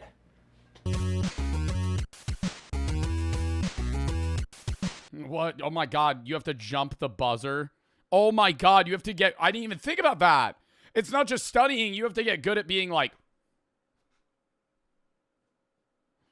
As the ancient philosopher G.I. Joe... Do you think they're testing for PEDs at Jeopardy? Dude, I would take so much Adderall before I walked in. Where your eye, you don't blink and you're just like... once said, knowing What's a PED? Performance enhancing drug. is half the battle. The other half of You just start taking steroids for Jeopardy. the battle is the buzzer. In your average Jeopardy game, all 3 contestants are going to know around 1/3 of the questions. So whoever is fastest on the buzzer is going to get those questions, regardless. That is not that is not what I've seen. Every contestant's going to know 1/3 of the questions. I feel like is just not true. I feel maybe not a different third, maybe the same third, because every episode, bro, there's one guy that just knows nothing. Of who knows more about a subject. This means that being fast on the buzzer is just as important as knowing a lot of things. For a brief explainer on how Jeopardy's buzzers work, contestants can't ring in during a clue. When Jeopardy was rebooted in 1984, contestants could ring in whenever they felt like it, which led to chaotic gameplay and a not particularly fun viewing experience. In 1985, the current rules were introduced, where contestants have to wait for the host to finish reading the clue before they can buzz in. This rule change surprised the hell out of my father when he showed up to tape his episode in early 1985. The giant game board in front of contestants has 2 vertical white lights on either side of it that light up when the buzzers are cleared and contestants are able to ring in. Generally, this happens precisely as Ken finishes his last word, so contestants are theoretically able to time this and anticipate when to buzz in. Not me though, I just use the lights. I surveyed everyone else in the Tournament of Champions, and apparently I was the only person who just used the lights. Everyone else went off of sound. So maybe you should do that. Either way you choose to do it, timing is crucial. I attributed my decent buzzer skills to years of playing video games, and other contestants have said similar things. You can try practicing at home by watching along with a clicky pen, or by playing rhythm games like Guitar Hero. The principle is the same. I'm aware I'm showing how old I am by using Guitar Hero as an example. Some people have said that you should buy a buzzer to practice with at home. Because I was worried about embarrassing myself in the Tournament of Champions, I am ashamed to admit that I did this. This is why I quit. Too many sweats. Too many Jeopardy sweats, dude. Timing the button. What are we, fucking track sprinters, dude? Trying to time the gun on a 100-meter. Just buzz in when you know the answer. I do not think it is any better than a clicky pen or video games, and it's kind of expensive. However, if you want to buy one, it is reasonably close to the buzzers used on the show, though not exactly the same. This one's from Delcom. There are varying schools of thought on how to hold the buzzer. I've seen contestants use... Yo, we're getting into the tech of how you hold the buzzer. Bro, I thought he was going to tell me how to study for this shit. Half of preparing for Jeopardy is being able to press the button faster than everybody else. I feel like I ain't need training for that, though. Like, I'm not trying to be cocky, but, like, my lack of Jeopardy winning capability is that I don't know any of the fucking answers. I feel like the easiest thing is just going... I mean, bro, you're going against, like, 40-year-olds. They're unk compared to you, right? Their brain's slow, right? Their neuroconnections aren't firing as fast as yours. They're on the first half sentence of the question when you're already done. One hand, 2 hands, gripping onto it for dear life. I've heard of a contestant who just left the buzzer in the... I'd be white-knuckling that shit. Your hand just starts turning purple. Ken's like, are you okay? I'm like, yeah, next question. Holster on the podium because his hands were shaking too bad to actually hold it. What? I've heard of a contestant who just left the buzzer in the holster on the podium because his hands were shaking too bad to actually hold it. Ultimately, I don't think it matters that much. Do whatever is most comfortable for you and will allow you to press the button as quickly as possible. The button is... I love their stories, too. Be like, next, we're meeting Ryan, who comes all the way from Denver, Colorado. Nice to see you, Ryan. So it says here that you shat yourself in the 3rd grade. Could you tell us more about that? Yeah, Ken. So it was actually just... and they go on, like, some random story that makes no... dude, and it gets really funny when they have to do the intro for a guy that's won 15 times. So they actually make up shit. Like, Ken himself said that, who's the current host because Alex Trebek is dead now, rep in the chat. Ken said, because he won like 20 times in a row, that like the latter half of his interviews were just fake stories. Like, they weren't real. He was just making shit up because what else are you, how many cool stories are you going to tell the audience from your childhood or adulthood before getting on the show. Pretty sensitive, and you do not need to press it hard. One finger or thumb will do. So practice the buzzer, but also be prepared to not get in. At some point in your show, you're going to know some things, buzz in, and not be the first person in. This is extremely disappointing. Every time it happened to me on the show, I looked like I had received a mild electric shock. So be prepared for the disappointment, but also be prepared to move on quickly from it. I really want to emphasize this. At some point, something bad is going to happen, and you're not going to have time to sit and mentally process it. Dude, but I kind of want them to drop this professional facade, you know, of, like, Jeopardy as a whole. Like, I would love if he pressed the button, he doesn't get it first, and he just, like, audibly gasps. Just like, fuck. They talk shit. They do like a halftime. Like, you know, after in like Ink Master, when after they tattoo, they go back to the room and they just talk shit to each other and they're like, your tattoo fucking sucks. Dude, the creasing on that shit was terrible, dude. Oh, by the way, you're fucking ugly. Like some shit like that. That would be TV. Be like, Mark doesn't really know the answers, but he gets in the opponent's head. It is fair to say that I'm close to the... What the fuck is Ink Master? A show where they tattoo people. That's it. Last guy you should listen to when it comes to wagering strategy. I blundered hard on wagering in the game that I lost, both miscalculating my wager mathematically and even still wagering way too large an amount. In preparation for the Tournament of Champions, I studied wagering strategy much more intensely and then immediately came out and wagered an incorrect amount in Final Jeopardy again. Ken Jennings after the game asked me if I had meant to wager that amount, which is his nice way of saying, you really have no idea what you're doing, huh? So believe me when I say, wagering is hard. Let's talk about daily doubles first. Over the past decade, Jeopardy contestants... Yo, I'm going all in on all of them. Daily double, max. Max out. Sir, you're at negative $5,000. Max out. Max out. You're only allowed to wager $2,000 because you're negative? All right, whatever, I'm allowed. Have gotten hip to the idea that daily doubles are inherently much more valuable than any of the other questions. This explains... Let it ride! You somehow, even though all the questions are round numbers, you somehow have like $45.50. Let it ride! I use some of it to order pizza mid-game, sorry. ...of Jeopardy now, as contestants jump around the board hunting for daily doubles, infuriating your grandmother at home. Unfortunately for Grandma, you should also do this. See, bro, shit. I love that. I love that when you just see somebody in the negative, bro. Just getting everyone wrong. Keep in mind that even if you get a daily double in a category you don't like, you're denying your other two competitors a chance to get it. As we've already established, I am not a strategic genius, so my general strategy was dumbed down to a level where even I couldn't screw it up too bad.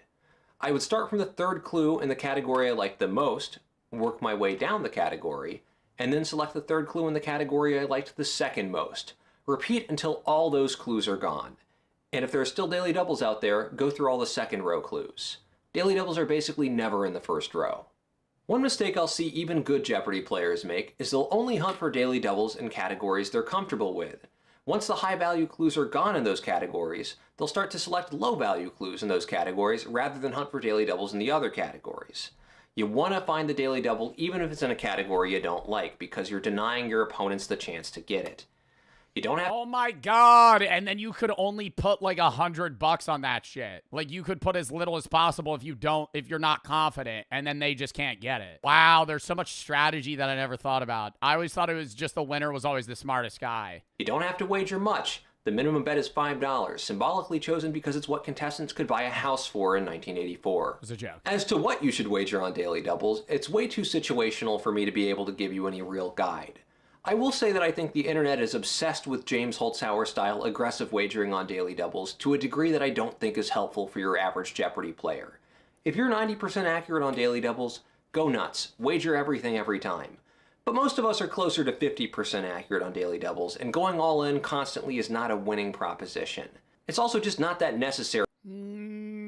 That's what you think. For most Jeopardy players. Be smart. Consider the score, how close you are to first, if it's close to being a runaway game, etc. But for regular Jeopardy play, constantly spamming the all-in button is just not necessary. If you are interested in doing a True Daily Double, you definitely want to do it in single Jeopardy because it's way easier to come back from a failed True Daily Double in the first round. Finally, there's my nemesis, Final Jeopardy wagering. They make you do math on television. It's a horrible deal. Some are calling it the worst deal. But there are things you can do to prepare. First of all, do math on paper. One thing that ended up kind of being an issue for me is that it had been over a decade since I had done subtraction on paper, and I just kind of forgot how to do it. So practice that. Wagering from first place in Final Jeopardy is actually the easiest because it generally follows the axiom that it's better to lose. Damn, bro. I don't really do subtraction on paper anymore. Chat, give me two numbers that aren't 6, 7. Like a long number, bruh. Not 45. 5,843 minus, let's not make it a negative number, 4,780. So don't you go like, oh fuck. Wait, damn, bro. Like, I would just do this in my head. Like, in reality, I'm going 220. 220 makes this 5,000, and so just I have to add 220 to 843. So it would be 1,063. But I don't know how to do this on paper anymore. I know you would go like this. So I would go this would become 7, this would become 14. And then so that would be, oh fuck. Wait, no, right? Yeah. Am I doing it right? How do you fucking subtract on paper? No, I know the answer, chat. I know the answer. That's right. Yeah.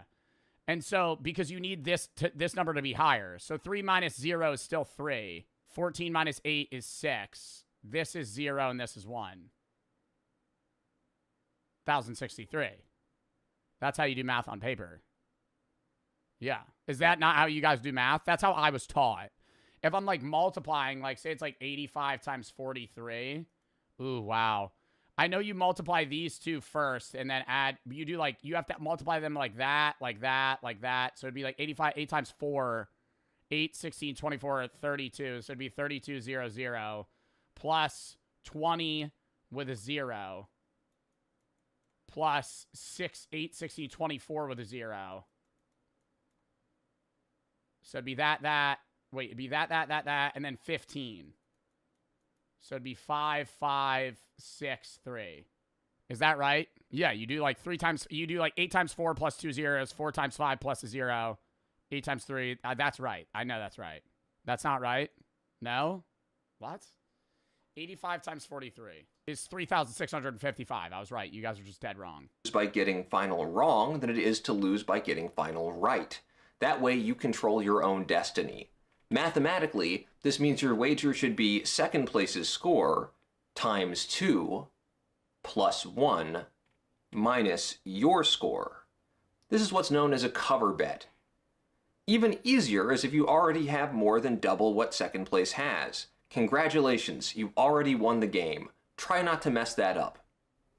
Wagering in Final Jeopardy from second place is where things get... Oh my god, did that guy bet everything and then lose? Oh, because he was so confident? Wagering in Final Jeopardy from second place is where things get difficult. 99% of the time, first place is going to make the standard cover bet, meaning the only way you can win is if first place gets final wrong. This is a really important principle to keep in mind. It means that going all in, or nearly going all in, is rarely a good move unless first has almost double what you do. There's a lot of math involved based on what proportion of first place's score you have, and we're not going to go into that right now. But I want to assure you that I definitely know and understand all of it, and the only reason we're not covering it is time constraints. It's actually easy for me, and I definitely understand it now.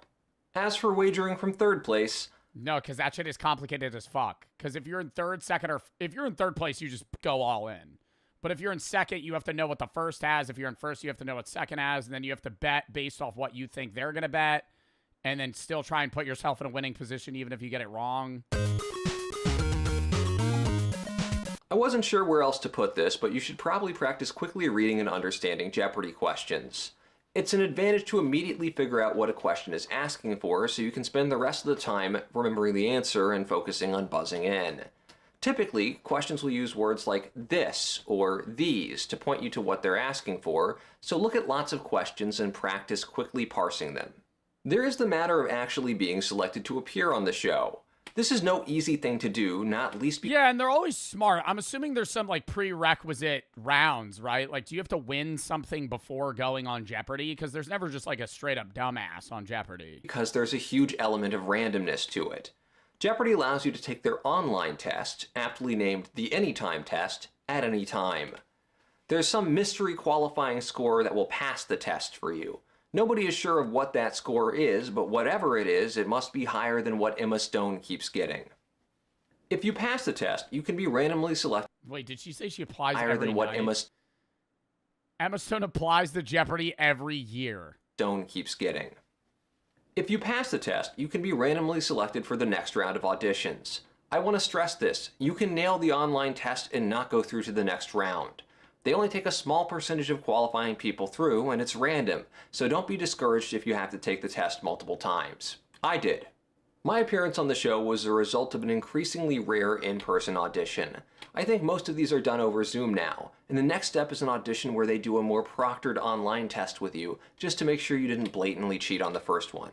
If you pass the mystery qualifying threshold on that test, you can be selected for the final audition, where they simulate gameplay with... Oh my god, dude, that sucks. Imagine getting through like 3 rounds of auditions and then not making it. ...you and do a brief interview. Or imagine getting through 3 rounds of auditions, making it, and then ending the game with negative $6,000. The purpose of this final audition is not to see if you're the greatest Jeopardy player who's ever lived.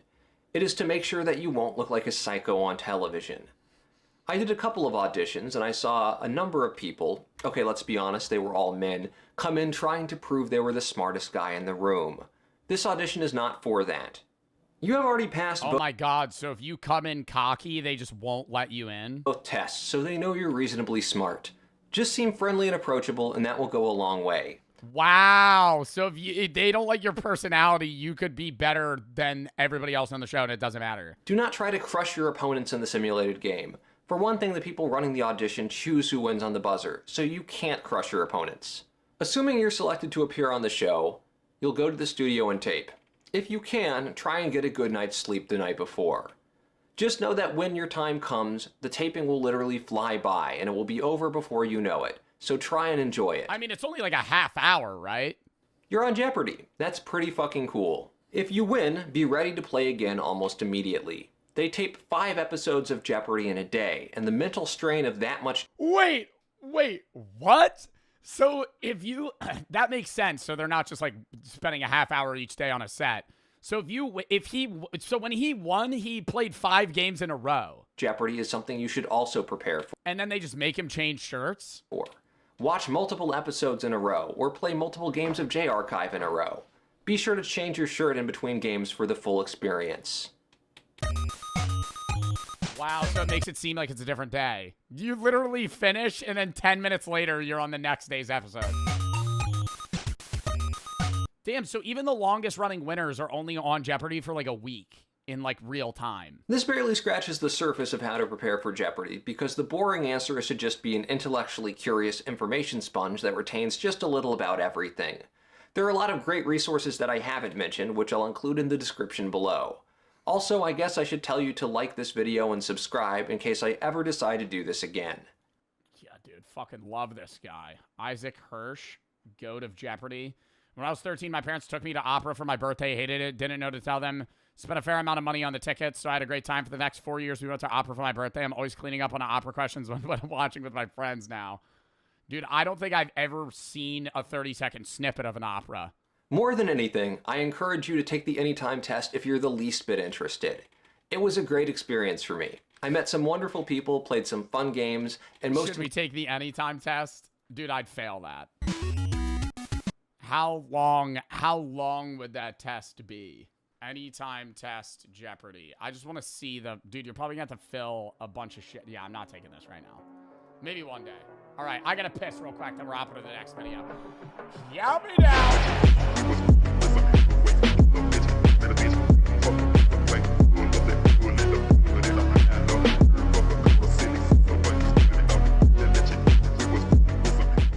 People call this monkey trade slavery. Lock in! Every time you buy coconut milk, you might be buying slavery. Never buying coconut milk. Saying that. But do you guys buy coconut milk? I may have bought coconut milk like one time. Ever. That tastes terrible. What, you saying a monkey made the milk? Every time you buy coconut milk, you might be buying slavery. Costco will stop selling one brand of coconut milk from a Thailand-based producer. That's what the headlines say, at least. The world is angry. Oh my god, do they chain the monkeys to, like, the tree and then make them climb it to go fucking pick the coconuts? But is this really abuse? Or is this some ancient tradition that the West just doesn't understand? To find out, in this episode, we're traveling How do you even train a monkey to do that? across Southeast Asia. From the chaotic monkey markets of Jakarta to the ancient coconut jungles of southern Thailand. And we'll see how they're sold, trained in monkey schools, and put to work in towering... Trained in monkey schools? They have a whole system where they train them? Do you think you could fail out? Like, how many monkeys do you think fail out of the school because they, like, don't listen? All right, I'm going to have this take off rip before... let's see if my take changes. I think if they're training them through a reward-based system and they're not, like, electrocuting them or some shit to, like, ingrain that they have to do this or they'll get hurt, I don't see this as a problem. Like, if they're just, like, hey, they end up training the monkey to go pick the coconut and then they give the monkey, like, a grape or something, I think that's fine. Like a dopamine reward. But if they're, like, zapping the motherfucker and they're like, we're gonna hurt you if you don't do it. Because, I mean, that's, like, the same thing as, like, retrievers. Like, it would be, like, the same thing as a retriever dog if you did it like that. It'd be like, okay, go get the duck. And then they go pick up the duck, you give them a treat, then they like doing it. I think the argument then still is that monkeys are smarter, and so it's like, are you taking advantage of that? Jatinegara Pet Market. It's basically this, like, zoo where you can buy anything roadside. I think my goal today... Oh my god! Oh. See, that upsets me. Look at the puppies. I think my goal today is to see, like, how many different species we can possibly see then one day at just one market. Exotic geckos next to... Those were fucking, like, flying... Were those sugar gliders? Then one day... What are those? They're not flying squirrels. Are they sugar gliders? What are these? Are these flying squirrels? These little things right here? How do they even catch those? This is one market. Exotic geckos next to someone's random house cat. All crammed together. There's sugar gliders everywhere. Sugar glider, answer my question. Never mind. All kinds of sugar gliders. Different varieties of squirrels too. Like, just a ridiculous amount of... Yo, I feel like this is like... Yo, it actually makes me realize... I know this is like a fucked up market. But this shit, like, makes me realize the amount of animals that exist that I don't know anything about. Like, this looks like a skunk. This isn't a skunk. This is a squirrel. Squirrels. Including some kind of ground squirrel that apparently stinks. It's a squirrel that have a bad smell. We call it bajing. I think that's a skunk. Yeah, bajing. A bajing. It's a squirrel with a bad smell. Yeah. Kind of. Hi guys, this is one of those bad smelling squirrels. Apparently, he looks cute as hell. I feel really bad for this little guy. I don't think he's gonna last that long, if I'm honest. He's just kind of like hanging out there, rather wet. How much is this? Berapa papa bajing? 150. $9 for that fucking living animal, bro. What? I feel like I would buy that and then just release it into the jungle and hope it survives. You come into stuff that's not even from Indonesia. Albino hedgehogs, Brazilian turtles. Brazil? Yeah. Oh my god. Imported weirdness just everywhere. The whole thing. But is this like for rich people? Like, are they eating these animals? Or I feel like some of them, this is an exotic pet market. They have exotic animal markets for food, but, like, nobody's eating a sugar glider. Joe, what the fuck? What do you mean, Joe, what the fuck? We've watched videos where they have pet markets, and right next door they have animal markets where they're cooking things. That's not... What do you mean, Joe, what the fuck? That's an honest question. It's kind of fascinating, and it doesn't take long before we find our first monkey. You have one monkey. You're like, that's a chicken. Chocolate monkey. How much? 1 million. 1 million for one monkey. $60 for a monkey. Bro. I feel like a monkey should be like $5,000. Like if you're buying, I feel like if you buy an ape, that should be like $5 grand. An ape or a monkey. Like that's like a smart ass animal. That's pretty hard to get. Okay. And it is pretty heartbreaking right away. These guys are tiny, not even a year old. There's 2 of them, and they're just huddled together in the rain while Jakarta's traffic screams past like it's nothing. Like, what do people buy them for? They buy for a pet? Or Dude, it just sucks because, like, if you buy it, you're fueling the business. Like, even if you bought that monkey and then, like, somehow rehabilitated it and then put it back in the wild, like, you're incentivizing this transaction. You know what I mean? Like, you buying them isn't saving them. It's saving the ones that you're buying, but it's not stopping the cycle. Like, this is a continuous thing that's just going to keep happening. Some of the animals here, I don't think are bad that they're selling them. Like, there were, like, a few lizards. Like, I don't think that's bad that you're selling lizards for either food or pets. Like, I think that's fine. It's when you have, like, malnourished, like, baby squirrels and fucking, like, actual apes in cages. monkey won't get big. Really? They're macaques. I believe all of them are macaques, just a few different varieties of them. Mainly pigtail macaques and longtail macaques. Dari mana, Pak? Sulawesi. And it turns out they've been shipped from Sulawesi. And in some ways, it hits even harder. I've just returned from Sulawesi, and it is one of the most beautiful paradises I've ever seen. And somehow, it's worse once it's confirmed. These aren't captive bred. They've been pulled straight out of paradise, just to rot roadside in cages. More macaques, this time in camo uniforms. But then what are people doing with them? Like, this one's wearing a shirt. Like, is some random Indonesian man coming by and, like, buying this macaque for $60 and then, what, like, keeping it in a cage as a pet? Turned into props from someone's idea of adorable. And they're also not albino at all. Their coats have been dyed. Yeah, but, like, you can't keep that as a pet. Like, you're not going to be able to train that thing. This kind of cheap trick to heighten the novelty and make an easier sale. And before long, we find the epicenter of the market, the monkey section. No longer the occasional cage tucked among birds and reptiles and hedgehogs, but a dedicated corner of commerce. Cage after cage of macaques in different shapes and sizes, lined up like products. They're from Sulawesi And, like, how many of them are dying before they're even getting sold? and Sumatra primarily. And then from here, they'll be shipped all over Indonesia. Oh, isn't that when they start fucking losing their minds? What is that called? That's like an actual thing. Where they just, like, roam in circles. Zoocosis. 50 monkeys.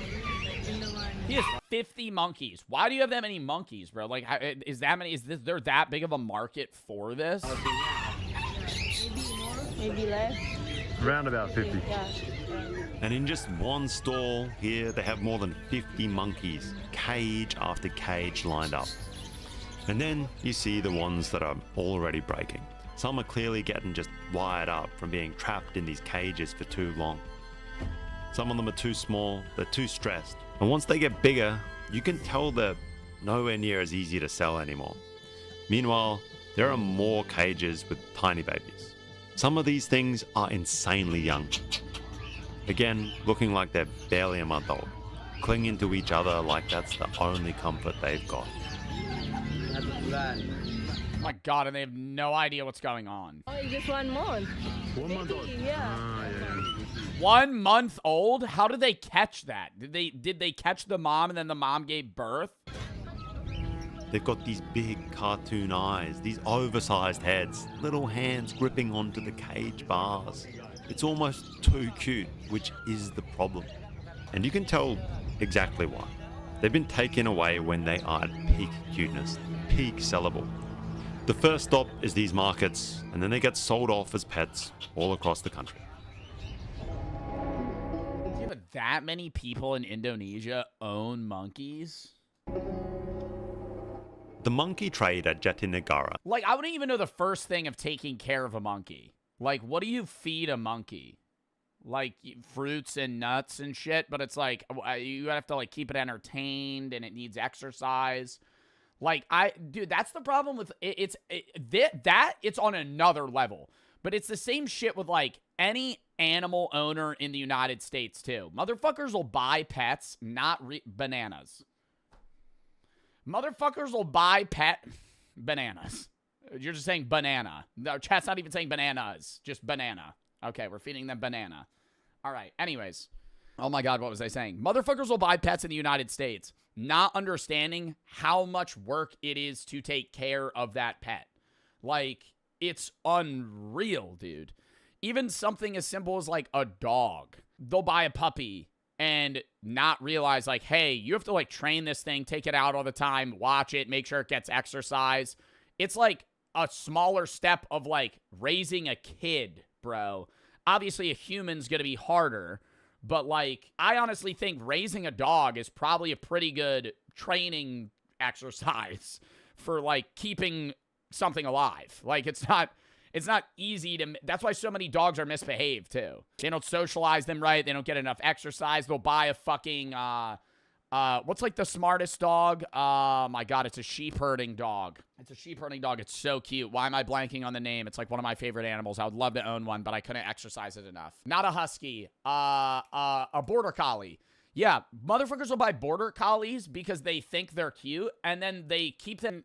The one thing that I will say is, I don't think, like, a lot of black pillars mean to be mean when they're talking about looks. They look at it at a very objective sense, which I understand, right? They're not like making fun of you for being ugly. They're just like, you're a 5, you know, you're a 4.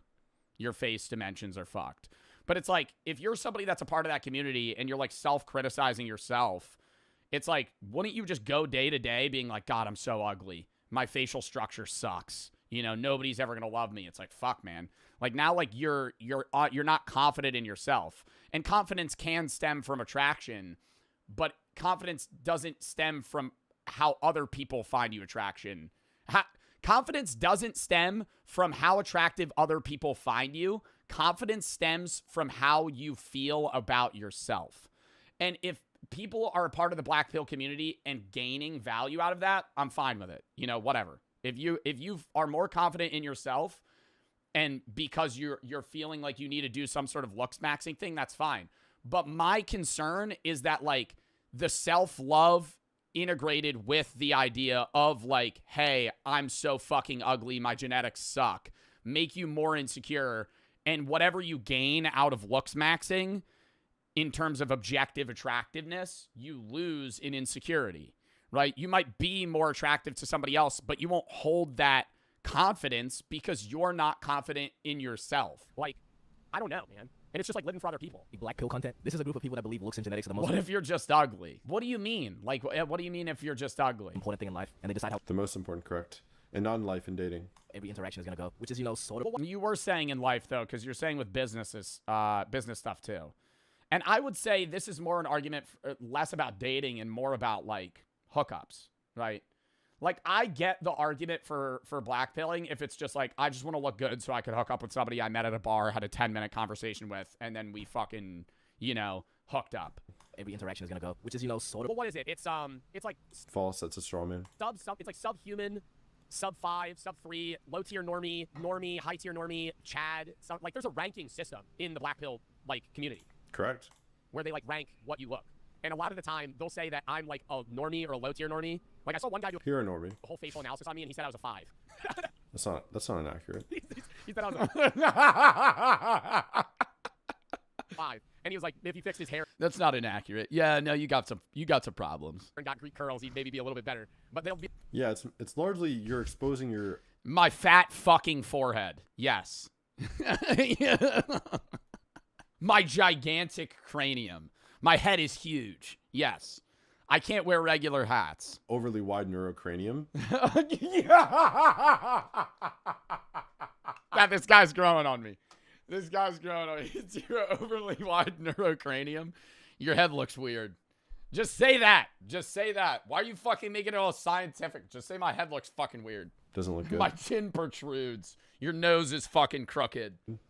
like his nose is crooked, his jaw's too far out. I'm like, man, Yeah, your jaw's too wide. bro, I don't care. And the guys that are making those analysis videos are like threes. Like, I just, how are you gonna sit there and make all of your content Because their looks has nothing to do with yours, idiot. about like, hey, I'm gonna rank how this person looks? I could look like the most greasy, ugly subhuman or a Chad. It doesn't matter. Oh my god, I hate, bro, subhuman. Like, bro, like, oh my god. Like, we're calling people subhuman because it's like, yo, you're so fucking, yeah.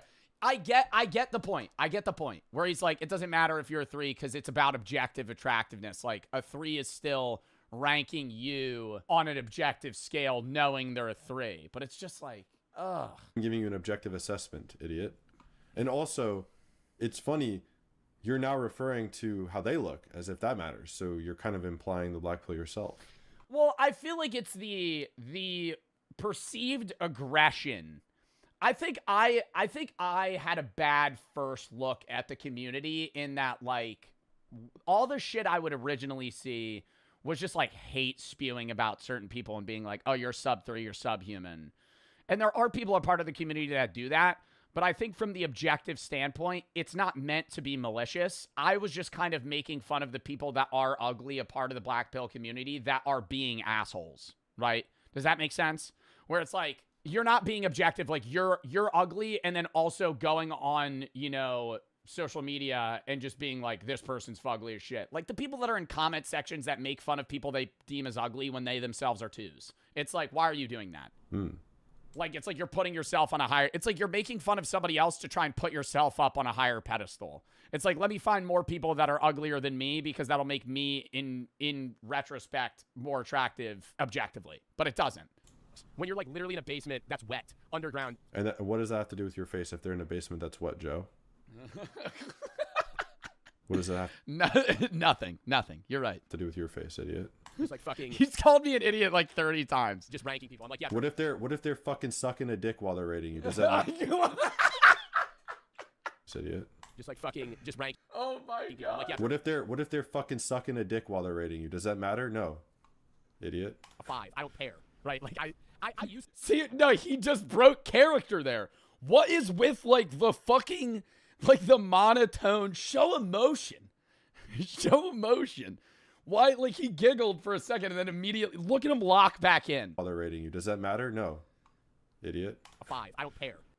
No, and then he went, right, no, I gotta focus up. I used to Surely you don't. That's why you keep talking about it. care so much about how I looked. And I still do fixate on certain things. Like, I fixate on my hair a lot, right? Because I do think I am gonna go bald. And so that upsets me. But, like, there are days where I'll just be like, I didn't do my hair. And I'll just, like, fucking leave it. So. And the thing that makes these people so lame is that they're quote-unquote straight men who edit other men because they think they look good. Or they argue about which man they think looks better in the comment section and just bully people who aren't conventionally attractive. When I know damn well. Well, who's the famous guy that's technically the pinnacle of, like, black Keep pausing the video, bro. pill Chad? Oh, my God. Who is it? No, not Marlon. You're pausing the video, too. Nah, this guy's being a cornball. It's like a famous Hollywood actor. I don't know, man. I mean, like, this is Gotta prevent smile lines. No, that's like one of the guys. I know it's Ian Somerhalder. I would agree more on Ian Somerhalder than Jordan Barrett. Ian Somerhalder's a fucking hot guy, but like I don't know, why is he the pinnacle of like Chad? Because his facial structure is good. Like it's because they'll say I have a negative canthal tilt too, and that makes me look like a bitch. I'm like, Chad, this is like that's something to laugh about. Actual shit, where it's like it is something to laugh about because I don't care. Because if you're gonna fucking sit there and cry about the fact that you have a negative canthal tilt, that's only making you less confident, more insecure, and more unattractive. Like I know I'm contradicting myself in this video, but it's contradictive to view yourself in that negative of a way because then you're going against the idea of being more attractive because you're purposefully just making yourself more unappealing because you're now unconfident in yourself. Analyze me and be like, yo, I don't give a fuck, bro. My eyes are angled like that. Who cares? Looks like a bitch. No, your biggest issues are not that. Okay, it's like if you ever want to feel the worst you've ever felt in your life, ask somebody from the black pill community to rate how attractive you are, and they will be like, yeah, man, I think it's cooked. You're so ugly. And I'm like, god damn, man. Like the fucking standards we have. Oh, these people behind their desk looking like this and telling you this guy's right eyebrow is bigger than his left, so he's cooked. And then proceed to tell me this is the peak. What a brain rot, like low IQ original video as well, like with this little corny editing. It's like appealing to what, 12-year-olds? St. Don? Mel Beauty. Yeah, man. Bro, actually, some shit that looks like you got plastic surgery. Borak, bro. As a part of this. Okay, and? Video, I've looked into the species. I'm a cold. Honestly, bro, I think the biggest thing about attractiveness is how you carry yourself. This guy can turn a 1 minute video into a 20-minute video. Hey, that's the skill, brother. That's the skill. I might have some sort of attention disorder. I don't know. I've never been tested. That's a part of the fucking game, man. I could sit here and watch a 5-minute video for 4 hours. And you could say this is like some glaze shit. I've seen a lot of guys that own how they dress. I think that's a big thing. What you wear changes. that's more than like to the evil villain. Dog in fucking Mew, so I can fix my facial structure, bro. If you like good drip, and not like good drip where it's Is that why you're wearing a fucking tank top and a shitty chain? Shitty chain. This chain's fucking worth as much as your car. Wear what people want me to wear. What the fuck?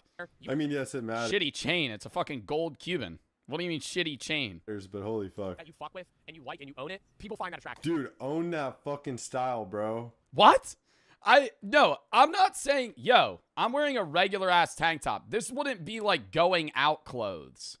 I'm not going to sit here and be like, yo, I'm going to go wear this. What I think the point that I'm making is like confidence is perceived as attractive, right?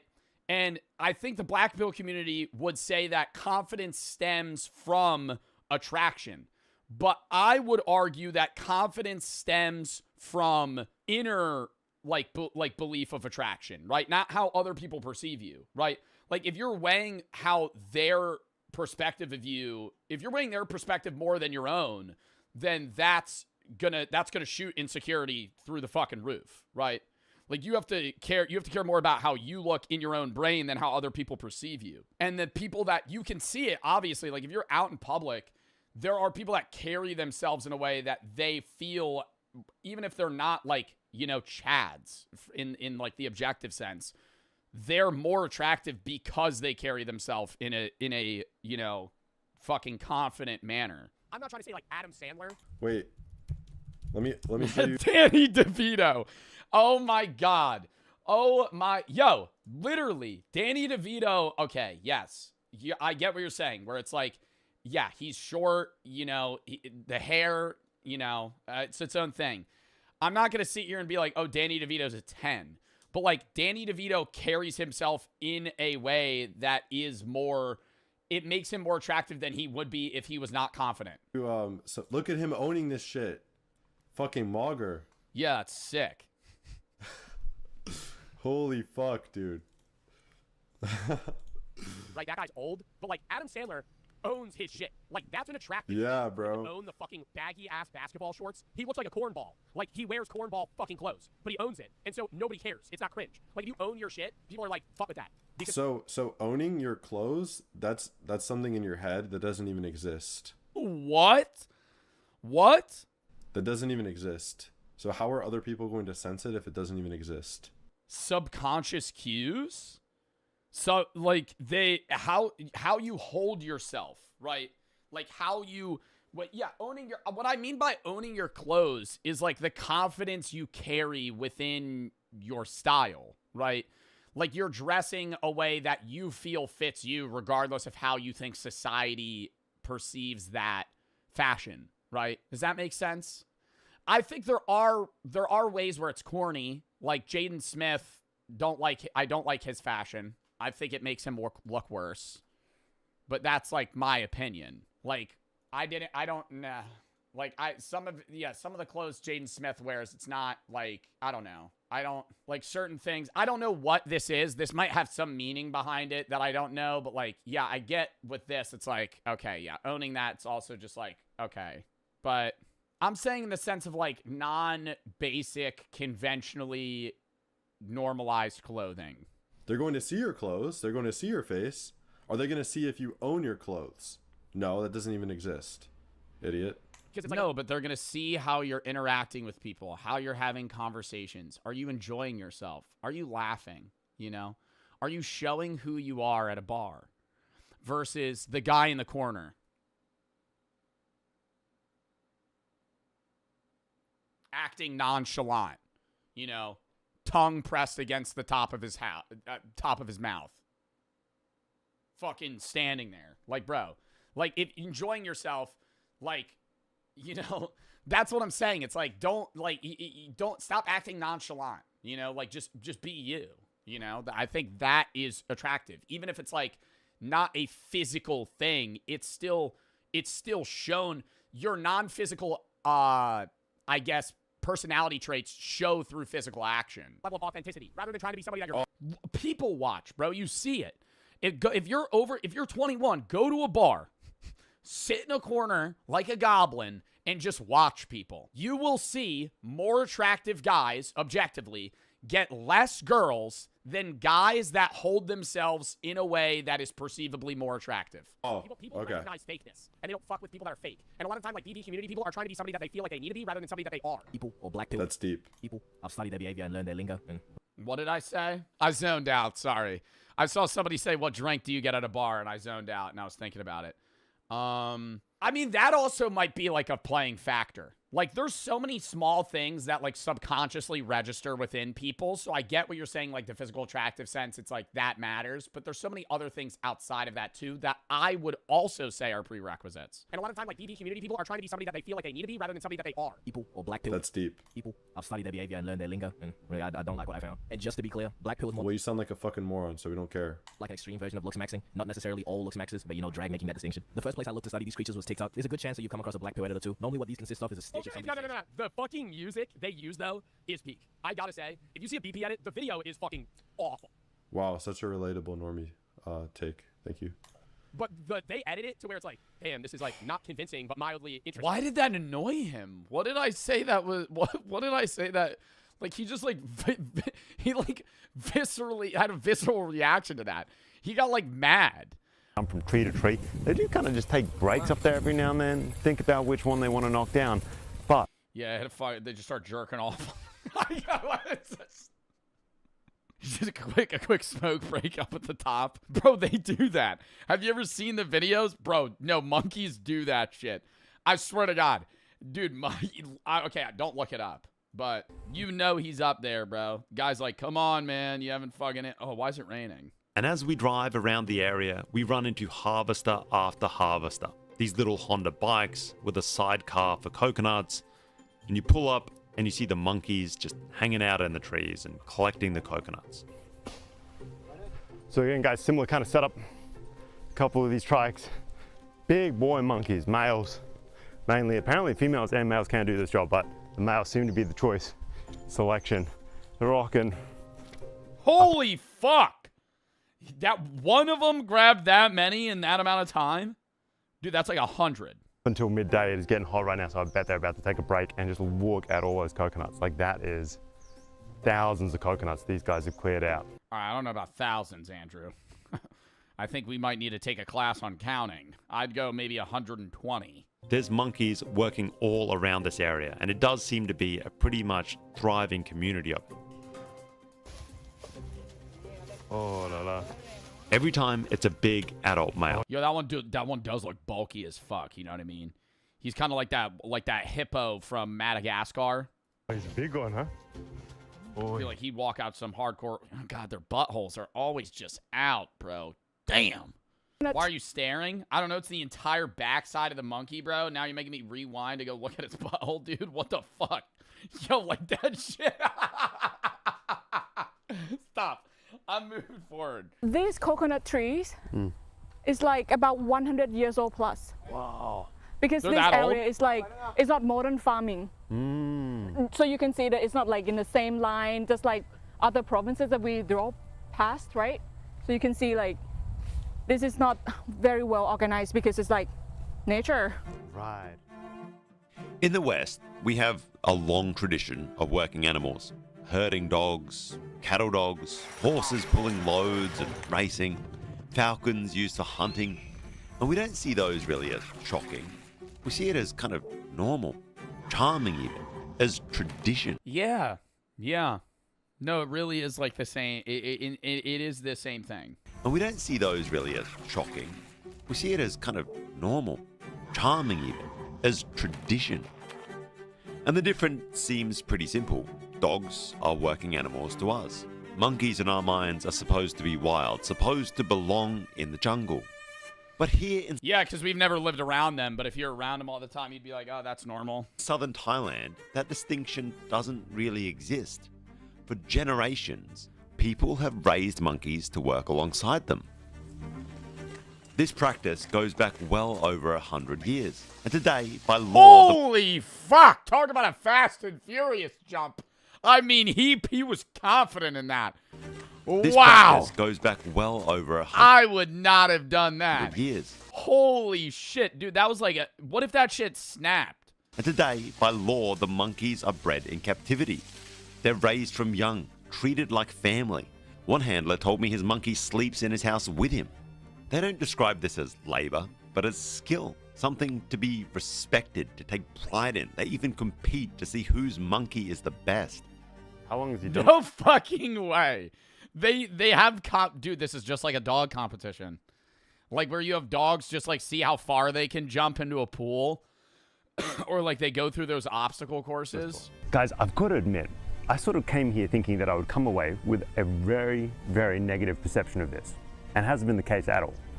Like, when you talk to these guys, they insist that they treat these things like they're their babies. They sleep with them, they're not kept in cages, they're out there in the coconuts. And, I don't know, man. It really ruined the dynamic if I walked into my monkey jerking off.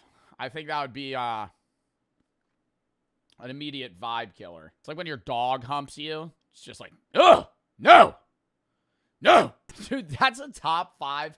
That's got to be like a top 5, top 3 most awkward thing everybody experiences is going over one of your friend's house and they have a male dog that just starts fucking humping your leg, dude. That shit, and you're like trying to walk away and it just fucking grabs onto you, dude.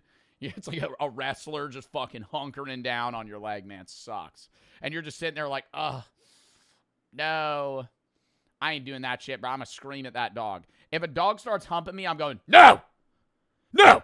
seems like a pretty symbiotic relationship between the handlers, the monkeys. It's been a tradition. Joe's dealt with a hard banana. Yeah, then they get a red rocket. Oh, God, dude, that shit's fucking disgusting.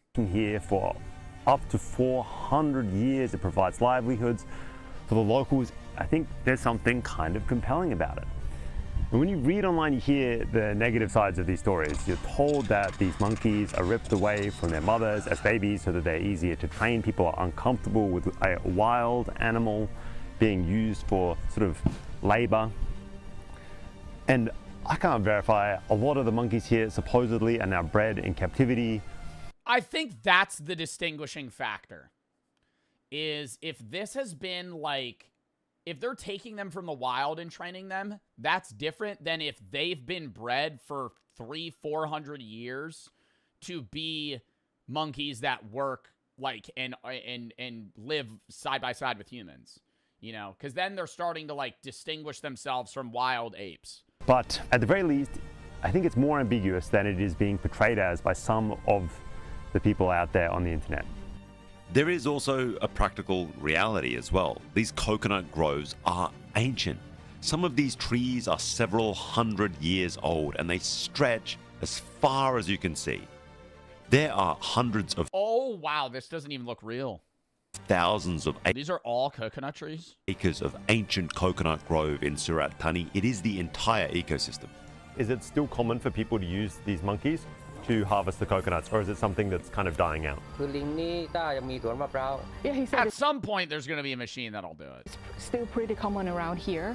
And without trained monkeys, well, the alternative would be to cut them down. Replace these ecosystems with the tiny micro trees that are springing. Oh, see, that's what I've seen. I've never actually been, like, I've never been to Asia, but I've been to, like, the Caribbean where there's coconut trees, and they're always, like, what, like 15, 20 feet? Like, I've never seen a coconut tree this high.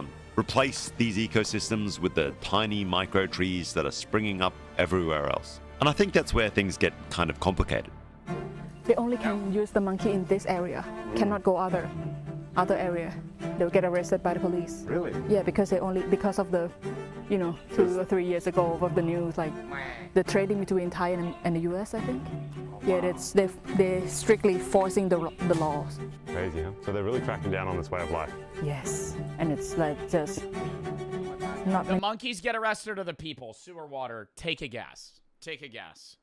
Sewer Water, gun to your head. Do you think the human's going to get arrested for leaving the area and harvesting coconuts, or the monkey? Look, I get it. Monkeys are incredibly intelligent animals. It can suck to see them on a leash. Watching them work, it can make us feel uncomfortable. But is this really so different from dogs and horses and falconry? Or is it just something that's not that familiar to us? It starts to feel like this double standard, like animal labor is acceptable when it fits our Western traditions, but when it doesn't, then it's abuse. These babies should... Well, the weirdest thing about horse races is they're really fucking... Horses are like driven to the fucking brink, bro. And they're young. Like when you see those horse racers, the only thing is like they have to work that hard for the first 2 years of their life. And to my knowledge, I don't even think the owners of those horses make that much money from the racing itself. Obviously, they're betting, but the money maker is when that horse is done, they just sell that horse to fuck for like 10 years. Be cradled by their mothers, but they're prisoners. The statement is by PETA, and normally I don't go with stuff that PETA says. And in the end, this debate, I don't think it's going to matter for that much longer anyway.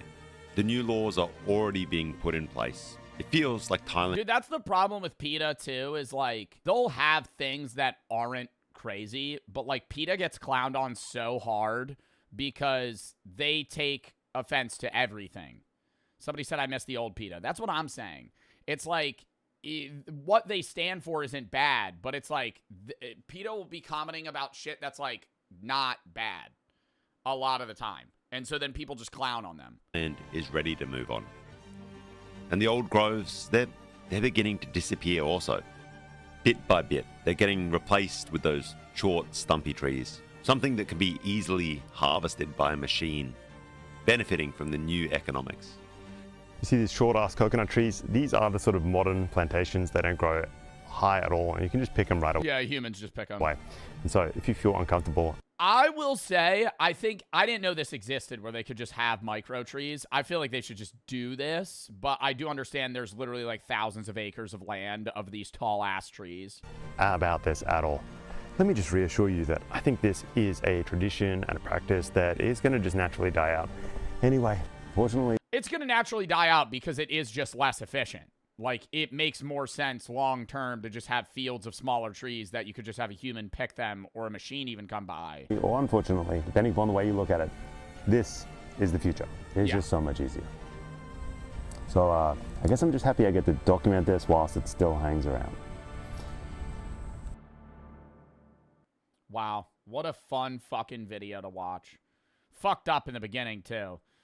More questionable near the end, but what seems to be a reliable and good way to harvest will be replaced by diesel burning machines. Makes sense to this day and age. While the monkeys untying the knots this day is really insane. No, that was the craziest part. Like, that was the most impressive thing, was its capability to untie and crawl through knots to be able to like untangle itself. Next video chat, lock in.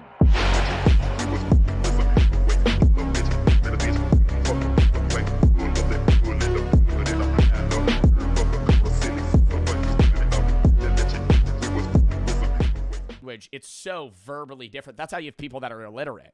It's because you can understand a language verbally, but like writing it down, you know English as a language in two different ways. You know Spanish as a language in two different ways.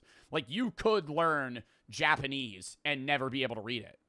Because it's like you actually know two different modes of communication. Here's the key. You don't go every day. If the hunt was successful 2 days ago and food is stored, you might not leave camp at all. You might spend the morning working on tools, sharpening a spear, weaving a basket, scraping an animal hide to make it soft and usable.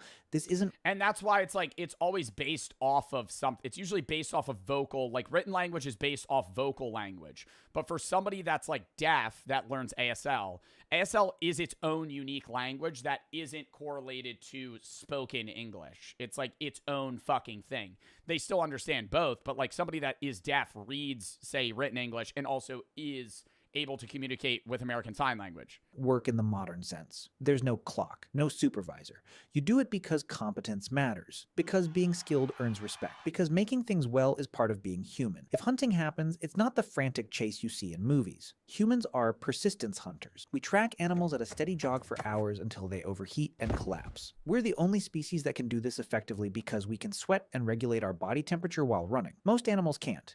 So we outlast them. The hunt might take 3 to 6 hours, including travel. Then the animal is carried back. Or even when they had the hunt for exhaustion, yeah, might take that long. But even if you have an instance where they have bow and arrows and they shoot one, they might shoot a moose. Like if you're an earlier human, you shoot a fucking big ass animal. You hit a kill shot, but now you just kind of have to follow the moose around for fucking 9 hours till it collapses. Because you can't rush at it because it'll kill you. But you just have to wait from afar for it to fucking die and bleed out. And by early afternoon, the productive part of the day is essentially over. What happens next is what modern people find hardest to understand. Nothing and everything. People rest. They sit in the shade and talk. They play with children. They groom each other, picking through hair, reinforcing bonds. They make... If you're an earlier human, your chill time is the equivalent of being just like a more evolved ape creature. Jewelry from shells or beads or animal teeth. They carve designs into bones or stones. They nap. Anthropologist James Sussman documented that among the Zhuhuanzi, adults spend roughly 6 hours per day in what he called social time. Not working, not sleeping, just being with other people, talking, laughing, telling jokes, because in a world without money or police or written contracts, your survival depends entirely on your relationships. If people don't like you... Yeah, but like when was there a fully spoken language where people were communicating in that way? What was the earliest spoken language? Well, I don't want to say an official language. It's impossible to know the first language ever spoken, true. Spoken languages leave no physical artifacts. Linguists estimate human speech emerged between 50,000 and 150,000 years ago, long before the invention of writing. Yeah, because written, that's where you're going to know is through written shit. Like Sumerians dating roughly back to 3400 BC, widely considered the oldest known written language. But even then, so say like 50,000 years ago, they had a definitive language they spoke to each other. Yeah, they just fucking chopped it up, just fucked around. But, like, what stories is there to do, you know? Because, like, when you hang out with your friends, you guys live different lives. You meet up. You have stories to share, things to talk about. If you're in a hunter-gatherer society with 8 people that you live with on a daily basis and you are around them all day, every day, like, what is there to talk about? You're not giving each other hypotheticals. You're not having fun, like, ooh, what ifs? What do you think about this? Oh, pop culture stuff. It's all just about, like, chilling and fucking, oh, food. Maybe that's where, like, earlier religions and, like, beliefs took place because they would talk about that. Like, what do you think? Like, philosophical shit, but, like, more surface level. But I feel like it'd be, like, very shallow conversations, yeah. They don't have to share food when you're hungry. So you invest enormous amounts of time in those bonds. Not because it's productive, because... They took shrooms and got geeked? I mean, we watched a video about that. Yeah, earlier ancient humans did get fucked up all the time. Because it's how humans stay human. Then the sun sets, and this is when something remarkable happens. In 2014, anthropologist Polly Wiesner analyzed hundreds of hours of conversation recordings from the Zhuhuanzi. During the day, conversations were practical. Who saw animal tracks where? Which plants were ready for harvest? Complaints about someone not sharing fairly. But at night, around the fire, 81% of conversations shifted to stories. Myths about how the world began, tales of ancestors who did impossible things, jokes that made everyone laugh, adventures from far away. Wiesner argued that this is where human culture was actually born. Gods, spirits, the past, the future. Things you can only think about when your stomach is full and you're safe. And people didn't go to sleep and stay asleep the way you do now. Historical records from medieval... I mean, yeah, even earlier, like, more, like, philosophers in the thinkers sense were all just rich people, bro. Like Plato and all those guys, like, it was very rare you'd have a philosopher in, like, early Greek times not be just filthy rich. Because if you weren't rich, you were working, and you didn't have time to fucking sit on your ass and think about life for, like, endless amounts of time. So it's, yeah, during free time is when people have those thoughts. Europe and sleep studies from the 1990s confirmed that before artificial light, humans slept in 2 phases. First sleep for about 4 hours, then a wakeful period of 1 to 2 hours in complete darkness, then second sleep for another 4 hours. So here's what... I feel like that's how I live regularly. I feel like that is kind of just how I wake up at, like, you fall asleep, wake up 4 hours later, can't fall asleep for another hour, pass out. What a full day looked like. And the whole time I'm sitting there, I'm like, damn, I could just like start my day. But then I'm like, oh, I'm just going to crash 5 hours from now. About 4 to 6 hours securing food or making tools. About 6 hours in social interaction, storytelling, grooming, playing. About 8 hours sleeping in 2 separate phases. And the rest, resting, sitting, watching clouds, doing nothing in particular. Oh my God, having a fucking posted up Minecraft spawn. Holy shit. Living in just like a dope ass field on a beach, in a cave, in a mountain with a view. Existing without needing to justify your existence through productivity. Then, about 10,000 years ago, something changed. Humans in the Fertile Crescent began planting seeds and domesticating animals. Agriculture. And agriculture is a trap. Once you start farming, you can feed more people. More people means you need more food. More food means more farming. Within a few generations, populations exploded and there was no going back. Because now there were too many mouths to survive by hunting and gathering. You were locked in, and farming required far more labor. Plowing, planting, weeding, harvesting, storing, defending crops from animals and raiders. The skeleton... But that's the only reason any of us are alive. Like, if we didn't have agriculture and mass population growth, none of us would exist because your parents would have never met and your parents' parents would have never met. Like, there would be people and humans still on Earth, but they would all be very localized populations of hunter-gatherers that stayed in that circle for thousands of years. Like, if you have like, maybe your parents were in the same area, but, like, your grandparents might be from 2 different countries. Like, and then their grandparents are from a different area. Like, you would have never had people intermingle like, culture-wise or race. Like, if you're mixed, like, especially that. Like, if you're, like, half black, half Caucasian, there would have been 0 chance your ancestors would have fucking met without agriculture. Early farmers worked harder, ate worse, and died younger than the hunter-gatherers who came before them. But the population kept growing, and with larger populations came specialists, toolmakers, potters, weavers, inventors, then soldiers, priests, administrators, and eventually jobs, employment. The idea that your time belonged to someone else in exchange for resources. By the time we built cities, the original human lifestyle was gone, replaced by schedules, obligations, the need to work most of your waking hours just to survive in the system we created. Today, you spend 90,000 hours working. And it's a constant loop of return to increase production. Like, any surplus of goods is reinvested into the system to grow the system. Like, we're constantly serving the future rather than the present. Anything that you do that's like, oh, this is more efficient, now we could do this. No, let's, like, we watched a video about that with factories. Like, if you're able to, like, more effectively produce energy, instead of just making energy cheaper, you just make more shit that needs energy. Like, that's why prices of that stuff never go down. Because whenever we get better at making something, you just make more things that need that shit. Because now we'll just keep that at like a stagnant $2. We'll make it more efficient, and then we'll add more stuff. So you have more luxuries, but those luxuries never get cheaper. Your ancestors spent way less. You sleep in one block and call waking up at 2 a.m. insomnia. They slept in 2 phases and used the middle hours for reflection. You spend your life chasing an illusion of greatness, achievements, wealth, and success by standards society invented. They woke up every morning already free, already enough, and at peace with nothing to prove to anyone. They didn't need to become successful. They were already living the life you're... Yeah, I wonder if there was like a level of, like, what level of depression existed within earlier humans. I don't think it was ever depression. I think there was higher rates of anxiety. Like, that's what I think existed more. I think depression was very far and few between in earlier humans, and it was almost certainly just full-on anxiety. Because you're just worried about dying. Worried about dying, worried about the future. Your fucking leg's injured. You're bleeding out. You have an infection. Like that type of shit. Working your entire existence to retire into. You make art if you can find time after your job. Like, you trade freedom for safety in modern society. Like, the freedom of this era was better, but it's like you could die at any time. There's no net to catch you. Made art because they had time, and that's what humans do. We're not a different species, but we live so differently from how humans lived for 99% of our existence that we might as well be. We traded freedom for food security, leisure for population growth, time for productivity, and most of us have no idea what we gave up because we never knew it was there. You think somebody said you think they gambled? Maybe, but I don't know, dude. Imagine being the first guy that made a casino. Holy fucking printing.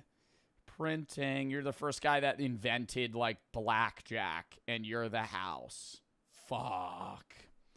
You probably raked in money, man. Going to the OG slots. Well, not even the OG slots, bro.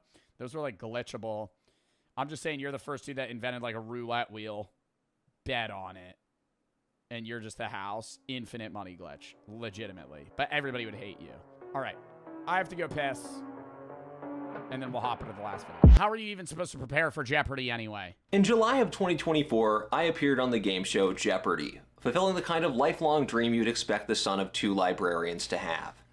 All things considered, it went very well. I won 9 games before losing my 10th game on a tragic math error. I haven't watched Jeopardy since 2018, maybe.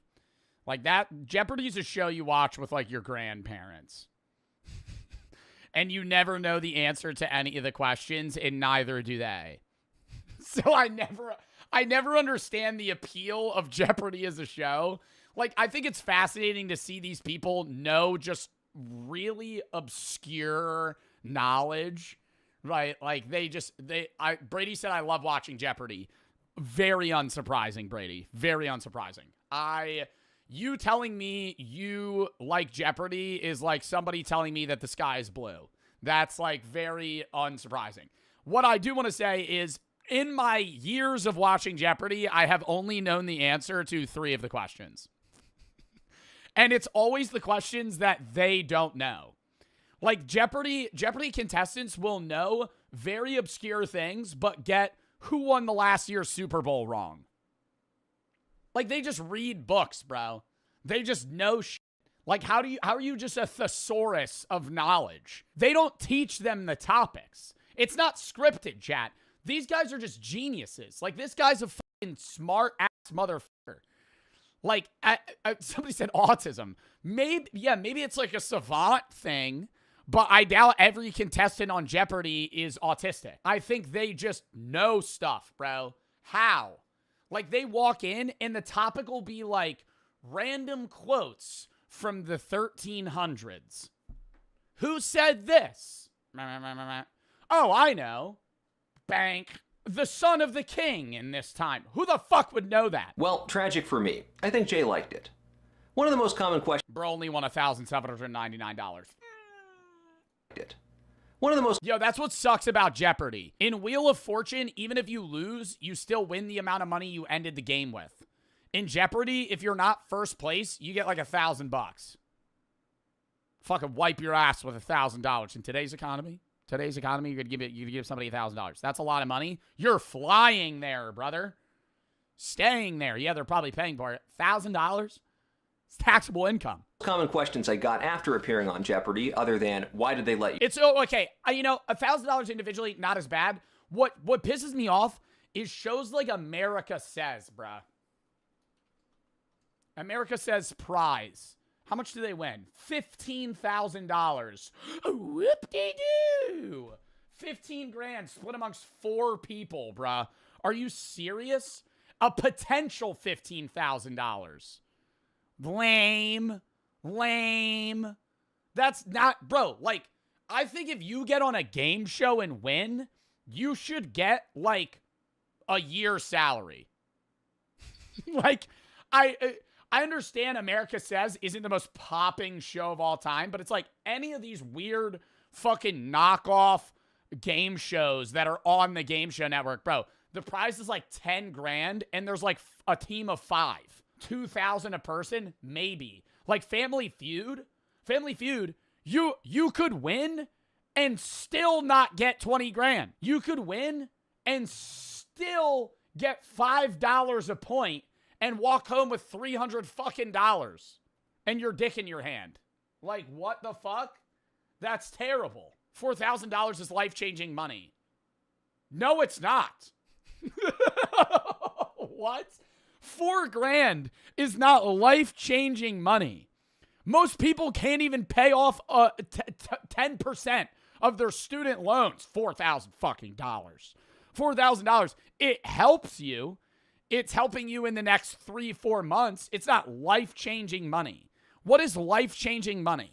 A life-changing amount of money to win is like $100,000. That's life-changing. That's you pay off your student loans and you could put a down payment on a car or a house. Like $100,000's like, damn, that's money. You know? No, it's not. I'm saying life-changing in the fact that it's changing your life. Not life-changing like, oh, it's going to make you rich, right? But like it helps, it changes your life and day-to-day finances significantly. How do you prepare for Jeopardy? Jeopardy has been around for over 40 years, but one surprising thing to me is that there are a lot of people out there who seem to believe that Jeopardy will give you some kind of study guide for what will appear when you're on it. This is not true, which is fortunate for me because I hate studying. Until you step foot on the And how do you just know that shit? Like what? How do you just know stuff? Like, can we look up a random Jeopardy question? Like, I step up on the Jeopardy board, the IT guy, published first, state of emergency, TV, a bill in Congress, and unending. And TV isn't going to be like, which friend, what is the name of Monica's brother in Friends? It's not like pop culture quiz. It'll be like, who was the director of the original Bill Cosby show? And like, and they just know. Whilst you're backstage, you have no idea what you're going to be asked about. Think of all those famous viral videos where contestants... Tom Landry perfected the shotgun formation with this team.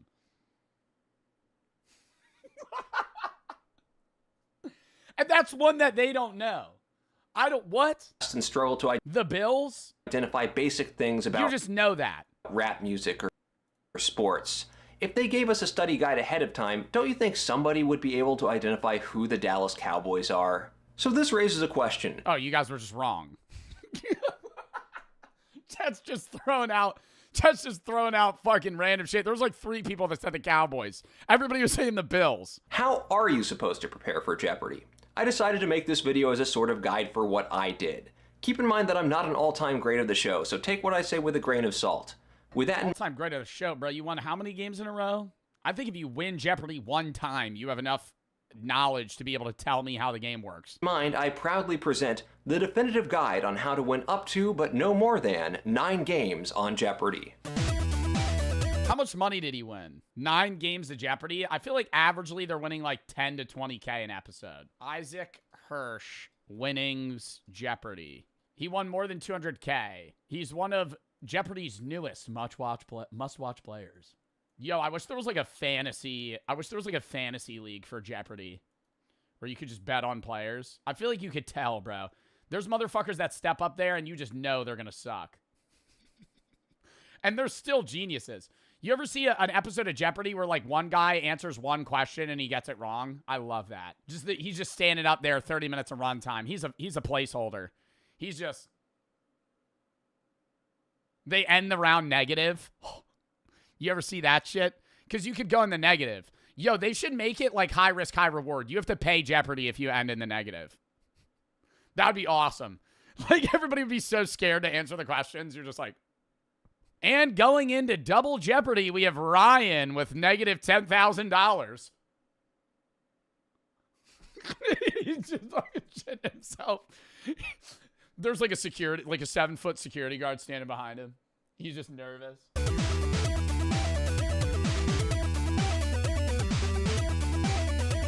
Presumably, if you're interested in appearing on Jeopardy in the first place, you're at least a little interested in learning things and you know some stuff already. Although if you're not interested in learning things and you know nothing and you still want to appear on Jeopardy, I respect the hustle. It can be intimidating because Jeopardy can ask about literally anything. While Jeopardy can theoretically ask about everything, it can't literally ask about everything. There are certain things Jeopardy simply won't ask about because they're too obscure to reasonably expect contestants to know. For example, Jeopardy basically never asks about one of my favorite authors, the British spy novelist Eric Ambler, because not many people read his books nowadays and he's just not considered that important. So there's really only a limited... Okay, like they're still asking such obscure things. What do you mean? They don't ask about Eric Ambler. Dude, they're asking about, like, random passages of Shakespeare. Like, just, I know he's popular, but, like, who knows that? Number of things that Jeopardy will expect people to know and therefore ask about, and that limited number of things we'll call the canon, with one N, not like a weapon. There's no definitive guide as to what's in the canon, but the more you watch Jeopardy, the more you get a general sense for what it is. There are certain things that come up so often that you must... What's like a thing that you would really need to know? History. History. Historical knowledge is really important. What else? Like how... Law, but that's history. That like encompasses history. Sports, I feel like they don't really ask a lot about. Random pop culture stuff, but like really like artsy-fartsy pop culture shit. Must know them as a prerequisite for appearing on the show.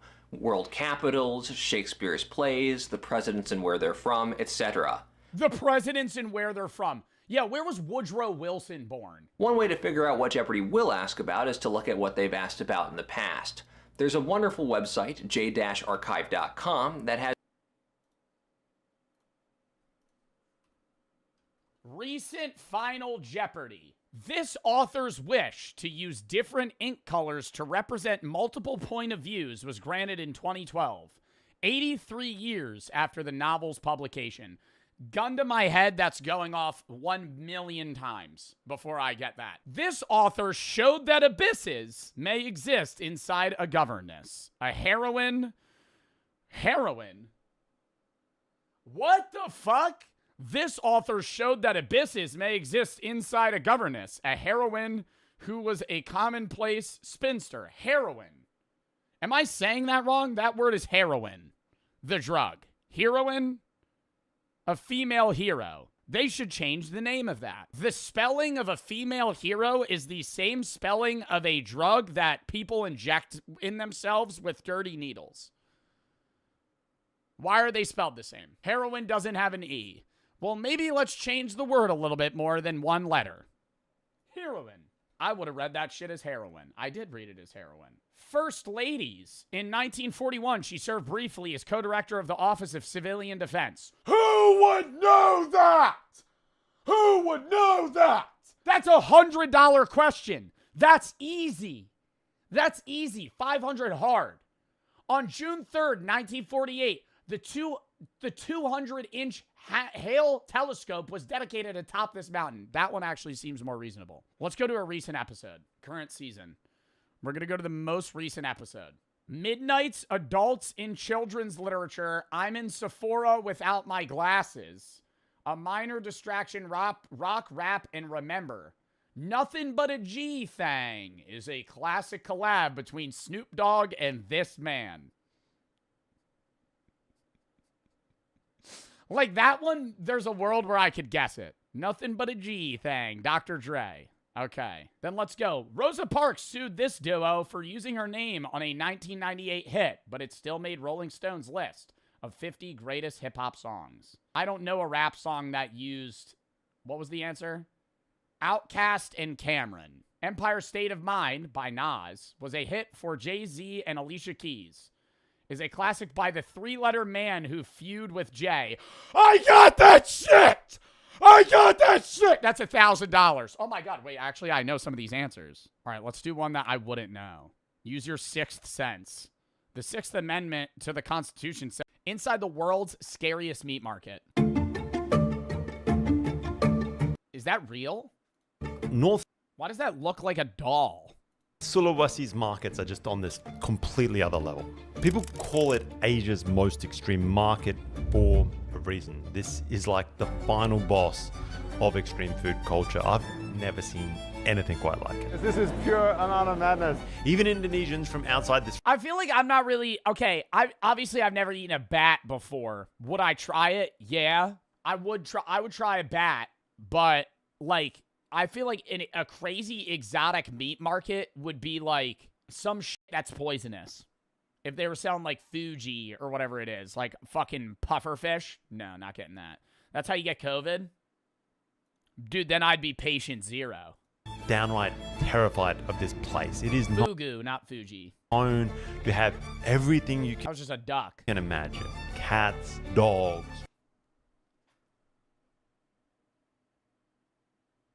rats, pythons, and endless numbers of bats. All right, hard pivoting what, yeah, okay. I gotta be honest, guys. I don't know if any of this ever makes it on. Would you eat a dog? No. I'd eat a guinea pig. I would never eat a dog. I'd never eat a dog or a cat. I think that it's, obviously it's like different culturally how you view that animal, but I truly believe that like dogs and cats are basically bred to be human companions rather than food, so I don't think it even makes, not even just moral, but like logical sense to eat a dog. Would you eat a horse? I would try a horse. They serve, when I was in Iceland, I can't eat a horse, because I have alpha-gal. Anyways, I would try one, though, if I could. But, yeah, they have horse in Iceland. That was, like, a big thing on one of I went to, like, a big steakhouse, and they had they had steak, they had whale, they had horse, and then puffin. And I was like, wow, I'm not going to try that. And I wish I kind of did, because now I can't. Whale? Yeah, I feel like I wouldn't like whale. I don't think I would like eating whale. Puffin probably would just taste like chicken, and I would bet that horse just tastes like steak. YouTube. And what I would bet horse tastes like steak. What appeals to Like me is word for word. isn't about some kind of crazy shock value. It's not some weird medical claim that's driving the appeal. It's not novelty for tourists. It's none of that. This is what people eat here for Christmas dinner. In Tomahan for Christmas, you Oh, is this like festivity? Like this is like where people splurge. eat like bat. Yeah, we do. Like that's the specialty. Correct. And what outsiders see as just completely insane, as extreme, is just everyday Minahasan culture. It's part of the tradition here that just never really modernized. So why does this still exist? The wing is the best. I mean, isn't it becoming more and more outlawed to eat like what would be considered Western pets in Eastern countries? Like, I feel like I've seen a lot of shit where it's like becoming more and more, I guess, normalized to just like not like, hey, don't eat that. Like, I know that's obviously a stereotype too, of like Asian people, which is just racist. But I'm pretty sure that's like in most Asian countries, that's like not even really a thing. That's crazy. It's the best bit. Yeah. In my family, everybody will just like, fights for the wings. Yeah, no kidding. Here's my plan. We're going to check out a few of these markets to see if the food is actually mainstream or if these are just... What do you think bat would taste like? Like a bird? I feel like it would taste... I feel like it would taste really bad. Like chicken, but like something's off. Like something's really not right. Like, just like a mixture of like chicken and turkey. Few fringe stalls that are pushing this narrative on the rest of the world. Crocodile? I've eaten crocodile or alligator. And I'm going to... I never know which I've eaten. Push myself to the limits, of course, by trying this stuff out at a local restaurant. Check it out. I think a dog would be the line for me. I would try like horse, I'd try guinea pig, I'd try rat, bat. I couldn't eat something that like I have as a companion. I would not be able to eat a dog. A cat? No, that's what I'm saying. Like anything that I would say I would classify as like a pet. Obviously guinea pig's a pet, but it's like I don't really have an attachment to like a guinea pig. If I'm the only one there. And finally, we've got to head out to the source. We've got to trek into the jungle, try and find some locals to take us on a true hunt and see if we can see... What is that? Oh my god, just right over the flames. How this stuff... Holy shit, just cooking him with his fucking organs in and goes everything. down Sulawesi style. It is pretty thick Sulawesi jungle, and for just some tiny ass little rats, it is wild. How do you catch a rat in a jungle? I feel like I would starve to death in the wilderness in fucking days, bro. How does somebody catch a rat? I would be running around that thing. Like, you would have to set up a trap.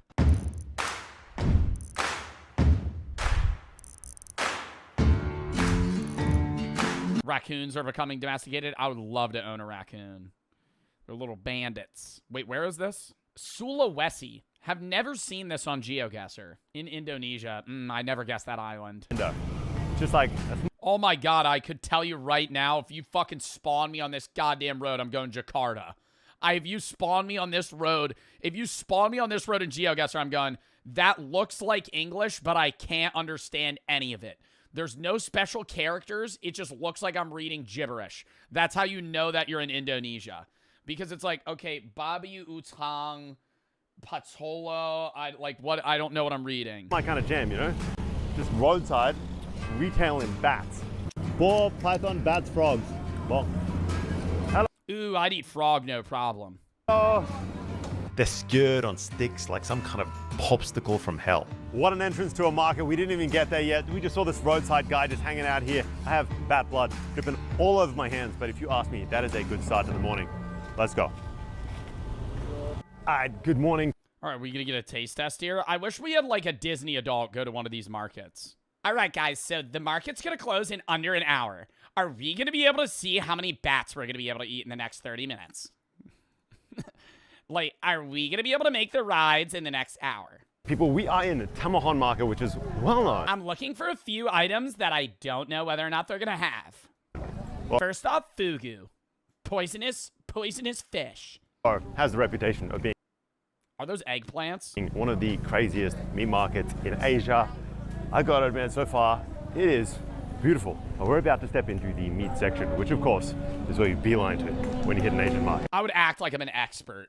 I'd wander around. I'm just staring. I'm staring at a dead bat. I'm just like, hands behind my back. I'm just kind of pacing like, how much? Oh.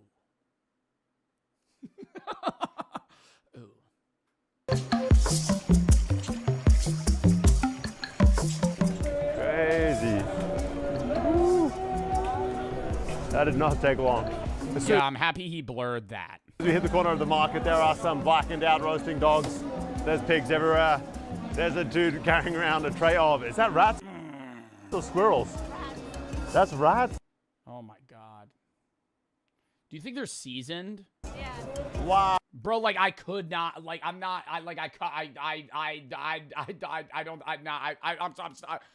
oh my God, I don't think I could eat that. I know I'm stuttering. I'm like, holy fuck. Oh, if you guys know anything about me, you know I'm very much a rat I don't fan. think I could eat that.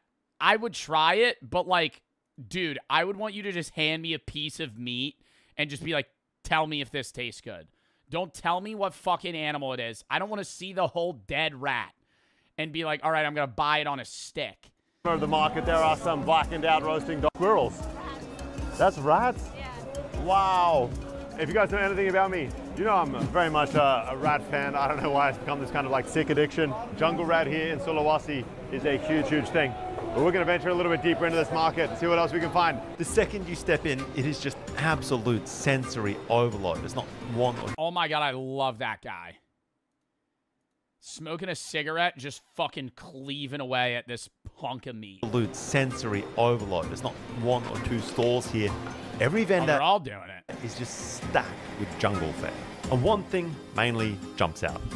Bats.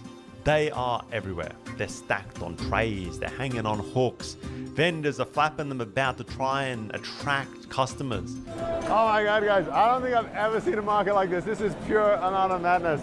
It's just like, we are 2 steps in. I thought I'd have to hunt down the exotic meat, but this is like next level. And the sight is wild. But the smell is what really brands it. Just burning hair, charred skin, blowtorches, firing up the... Yeah, like, I don't want to say are they overcooked, but the bats are char black. Is that just, are they not cooked and they look like that? Like, I'm going to be real. I don't think I've really ever seen a bat close up in real life. I know they have like fur, but you only see them in the sky. Second and order lands. We have huge pythons hanging from this structure. The boar is everywhere. Obviously, not that common in Indonesia. I'm so used to not finding pork in Indonesia at all, but this is a Christian area, not Muslim. So there's plenty of wild boar everywhere, just like hair on, and wow, there's some big... That lady had a Gucci shirt on. That's right here. You think that shit was real? It's a little B-roll. She kind of looks disgusted by that. That is wild. Oh, wow. All right, guys. That, I've got to admit, is kind of gnarly. Just the texture, the kind of wetness on my skin. Oh, God, it's wet? The like mini claws that are biting into my hands. The rubbery nature of it. It is just like one ugly looking creature. I guess we do like the Lord. Is that its penis? Locals do. We buy a couple of these bad boys, and we got to cook one up. Do you eat the? Do you think the wings kind of taste like chicharrones? So this is how they Could get behind that. normally sell it. So the same like that, slightly roasted. Yeah. So it's easily they will, when someone's coming in here and buy it, that will be clean all the stomach part. Yeah. And that's it. And then sometimes you can ask them to chop it or not, just like this. Oh, you don't eat the wings? He's taking off the wings, and I think he's going to give it a quick blowtorch so that it ends up a bit more like these guys hanging out down here. The hair singed right off with a blowtorch. Okay, there seems to be a pretty specific set of features that we roasted down, like the claws, like the hair right off the body. What we have now is this like naked bat. And then it's broken down. Shoulders cut, chest pried open. How much do you think the back costs? What's left $5 is hacked into chunks, ready for the pot.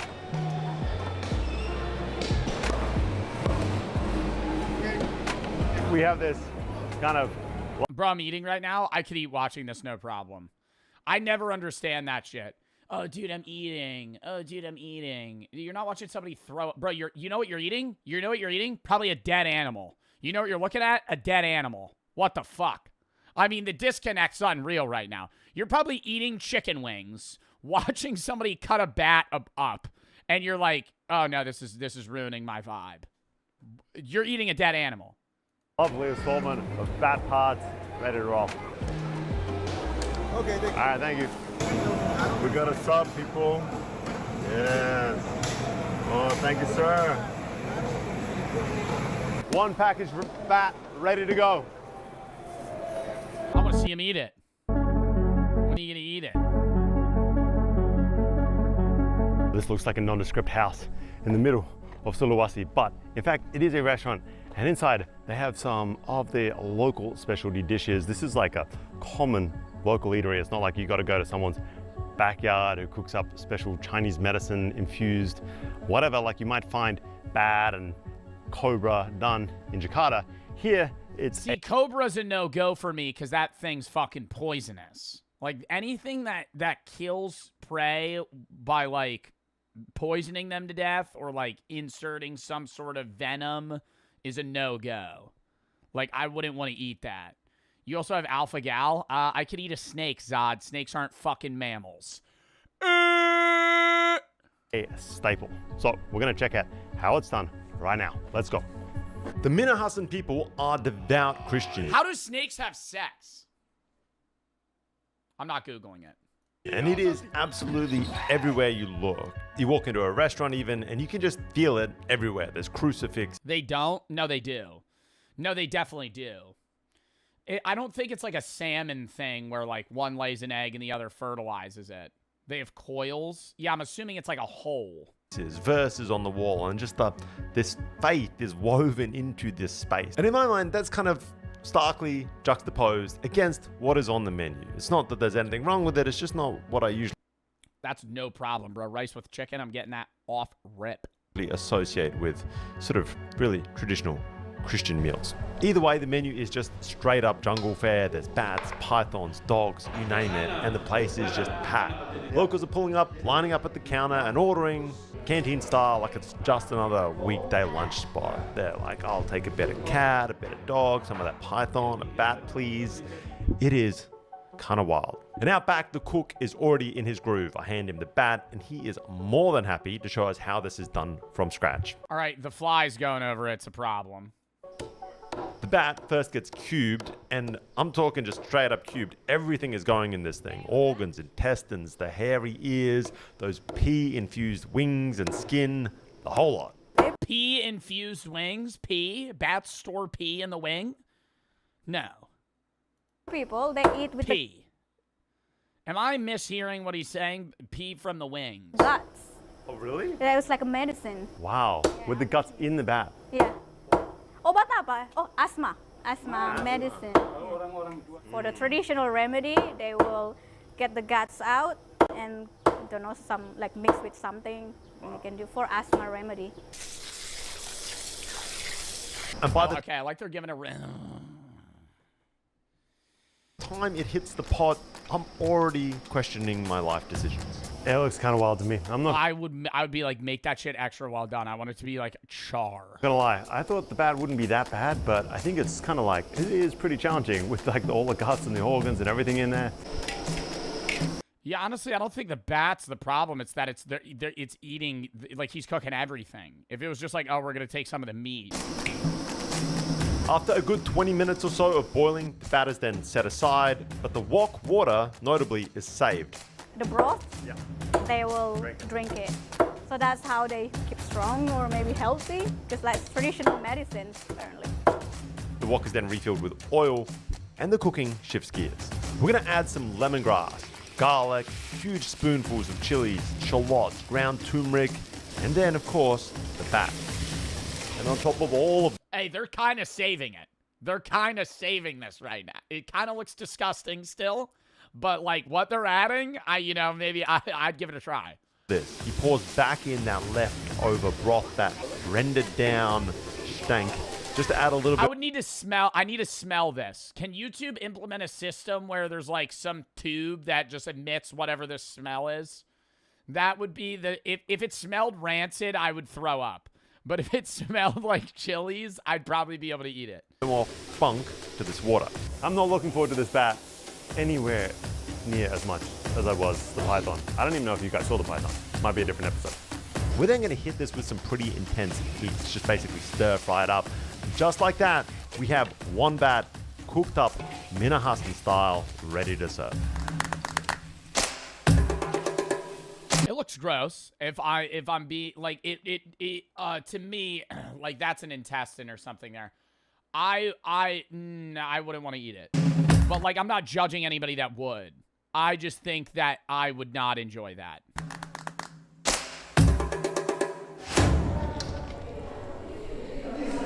No.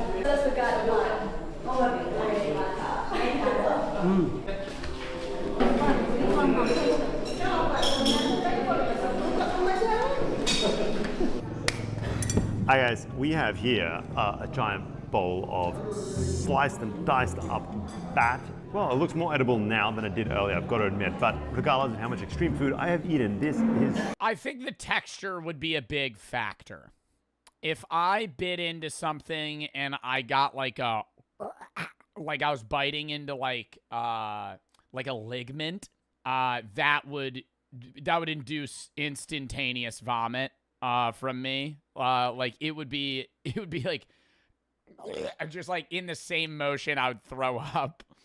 Or if I like bit into like an organ of some sorts and it like kind of popped in my mouth like a gusher. I have eaten. This is probably going to push me to the limits. There's something about a bat with its reputation, and then seeing this thing cooked with just like all of its guts, with the broth added back in for like extra flavor from it being boiled. But this place is packed. Everyone's chowing down on a bat and python. Oh, is that a bone? So if everyone else is doing it, I guess we dive right in. Nice. Dive right in. What do you mean? I guess we dive right in, dude. You're doing a fucking Squidward bite right now. What the fuck is this? Oh. It's tough. And it's tough. Your skin is just so tough. It's wild. It's almost like a leather. Because you're eating that, you gotta really work it. You know, you guys might not have seen it in this episode, but I literally just chowed down on a bunch of python that was cooked this exact same way. And I was under the impression that it would be very much the same flavor profile. You cook two animals in the exact same recipe, but this is completely different. This texture of a frog, it is just the craziest, oddest creature. There is nothing like this. That is for damn sure.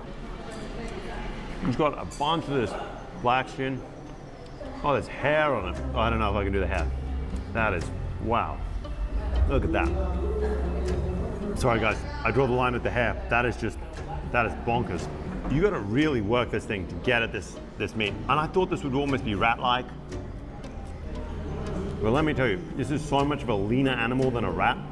The organs were placed in here with this as well. And that is clearly like a kidney or a liver. And he said this cures asthma. Now, I don't have asthma, but it's put in there for people to eat. We're gonna chow down. Sort of powdery. That's almost better than the meat. I honestly, I'd probably rather eat that. I'd probably rather eat. No. I know I had a kind of like a guttural reaction when I saw it, but I would rather eat that because I feel like it would be more akin to like something that I've eaten already versus like just the weird bony bit that's covered in like tough skin. You eat it? The wing? And why'd they cut off the wings and fucking get rid of them? It's like lots of people, that's most favorite part, the wings. I think what we have here is like an elbow, you know what I mean? The middle of that middle knuckle of a bat wing. And this is apparently the prize bit. So we're gonna try it. Here we go, guys.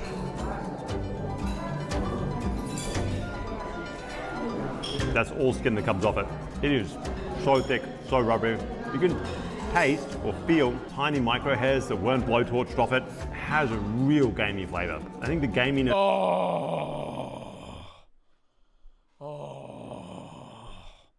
See, that's what I would be fearful of. I bet like raw that with all the seasoning stuff probably smells fine.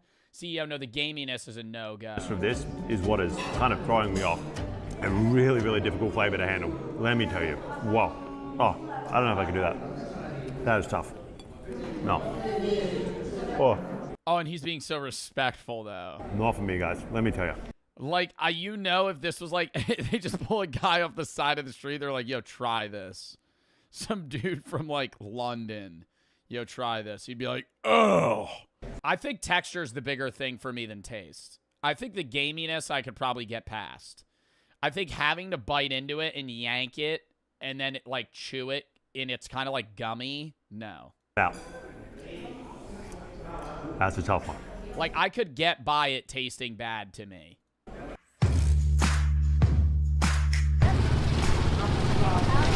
All right, market number 2, people. What's this market, Nita? Langawan Market. Oh, God, there's another market. What are they going to fucking sell at this one? A little bit outside of Tomahawk.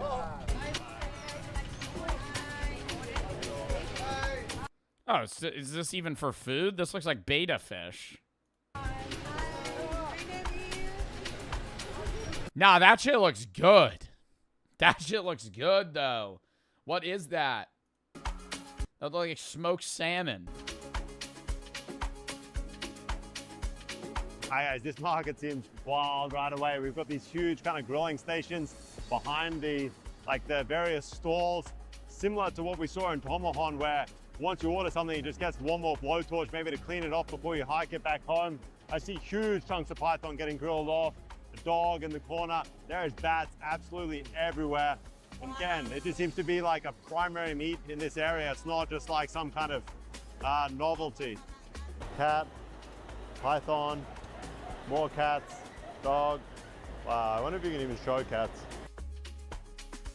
Guys, these pigs, these long-nosed pigs, is just wild, right? I've never seen that animal a day in my life. Never seen that animal a day in my life. That is a pig with a horn. But like a weird curled... Those are boars? Yeah, but was that a part of its body? Just bat everywhere, guys. Bat and paw. How are they getting this many bats, though? Are they farming them? Or is it like they're finding them in the wilderness? Because I just don't understand how every market has fucking hundreds of bats. It's how much? 3 for 100,000. Correct, yeah. That's how they normally sell it. So it's $2 a rat? Like in like 3 pieces for a like higher price. Yeah, they won't sell it once because like even if it's not. Is that a good price? Not enough for one portion. I'd eat that. I'd eat that. That, like, bro, compared to a lot of the other shit. Or like higher price. Yeah, they won't sell it once because like even if it's not enough for one. Like, that looks pretty good. That, dude, that kind of has like a kielbasa, like a cooked sausage crisp to it, like right there. Portion. One portion, not person. Well, unless you're really crazy, love that, you can eat it the whole 3 because they're gonna chop it, like diced it. What's in its butthole? So one duck is... Why was its butthole, like, open? 75,000. 75. This one. But one bat... 450 for a duck or a bat? Rather have a duck. One big bat can be the same price. Okay, so like, it's like very common to find the bat, but it's more difficult to like get the bat. The bat. Yeah. Right. That makes sense, I guess. Expensive. So it's kind of like a delicacy. You get less meat, but you're paying for more premium meat. Correct. Yeah. It's considered like what premium, the bat. And even a rat, like 3 rats is 100,000. Yeah. So you could get. Yeah, what the fuck? A duck, an entire duck's $4.50. 3 rats is $6. You could get more than a duck for the price. Oh my God, they're alive right now. Of 3 rats. Like 1.5 ducks. 1.5 ducks. I'm gonna scan this video. I hope they don't kill the duck on the video. I don't think they would show that. What would you prefer to eat, guys? 1 duck or 3 rats? Those A duck. are your options. Hello. Oh my God, they have rats. Wow. Oh, they love it. And these guys, where did they come from? That's from Klabat's northern part. It's about like 2 hours from here. And so they just bought this in to sell it today? Ini beli sendiri atau misalnya? Oh yeah, they hunt them and some is they hunt them, some they get it from whoever in the village they sell. Got it. These are not city rats that you might be picturing scurrying around the Surs. These are white-tailed forest rats, one of the many semi-arboreal rat species that are native here to Sulawesi. I didn't really know what that meant either. It's kind of like they spend a lot of their time at night in the trees, and then they burrow back down into the dirt during the day. And they are hunted all over Sulawesi. Here, Yo, he's got thermal vision. This motherfucker's a sniper in the woods right now. Oh my God. Here they are a delicacy. They're not cheap at all in this part of the world. They sell for Dude, they're fucking expensive as shit. 100,000 rupiah for 3. You can pick up just about any other meat here for less than that. Chicken, duck, pork, you name it. But come Christmas, Easter, the demand for rat just surges. And it's like almost a special occasion dish. Correct. Yeah. But it's also like everyday fare. You can be an everyday fair whenever because it's like one of the only places in North Sulawesi that has selling all these kind of things. But no turkeys. No what? Turkey? We don't even know what turkeys is. For farmers. Yo, low-key, for fucking Thanksgiving, I feel like I would try rat one time instead of a fuck-ass turkey. Just a whole fucking turkey, dude. Just fucking dripping. Dripping, sitting there. It's fucking dry as shit, even if it's fucking wet. Dude, even if it looks wet, you fucking bite into it. It makes that while you're chewing it. It's disgusting. I hate eating turkey. They're also thieves. These things raid the crops. They get into the cacao, the coconuts. Oh, so it's good they're killing them too.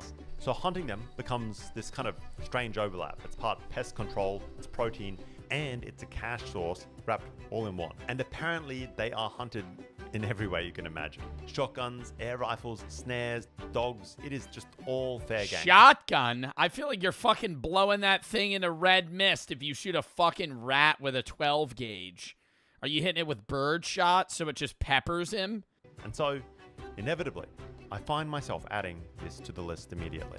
It's time for another rat hunt. Trying to click. Alright guys, we're about to head deep into the Sulawesi jungles. Tonight's prey, or target prey at least, is rats.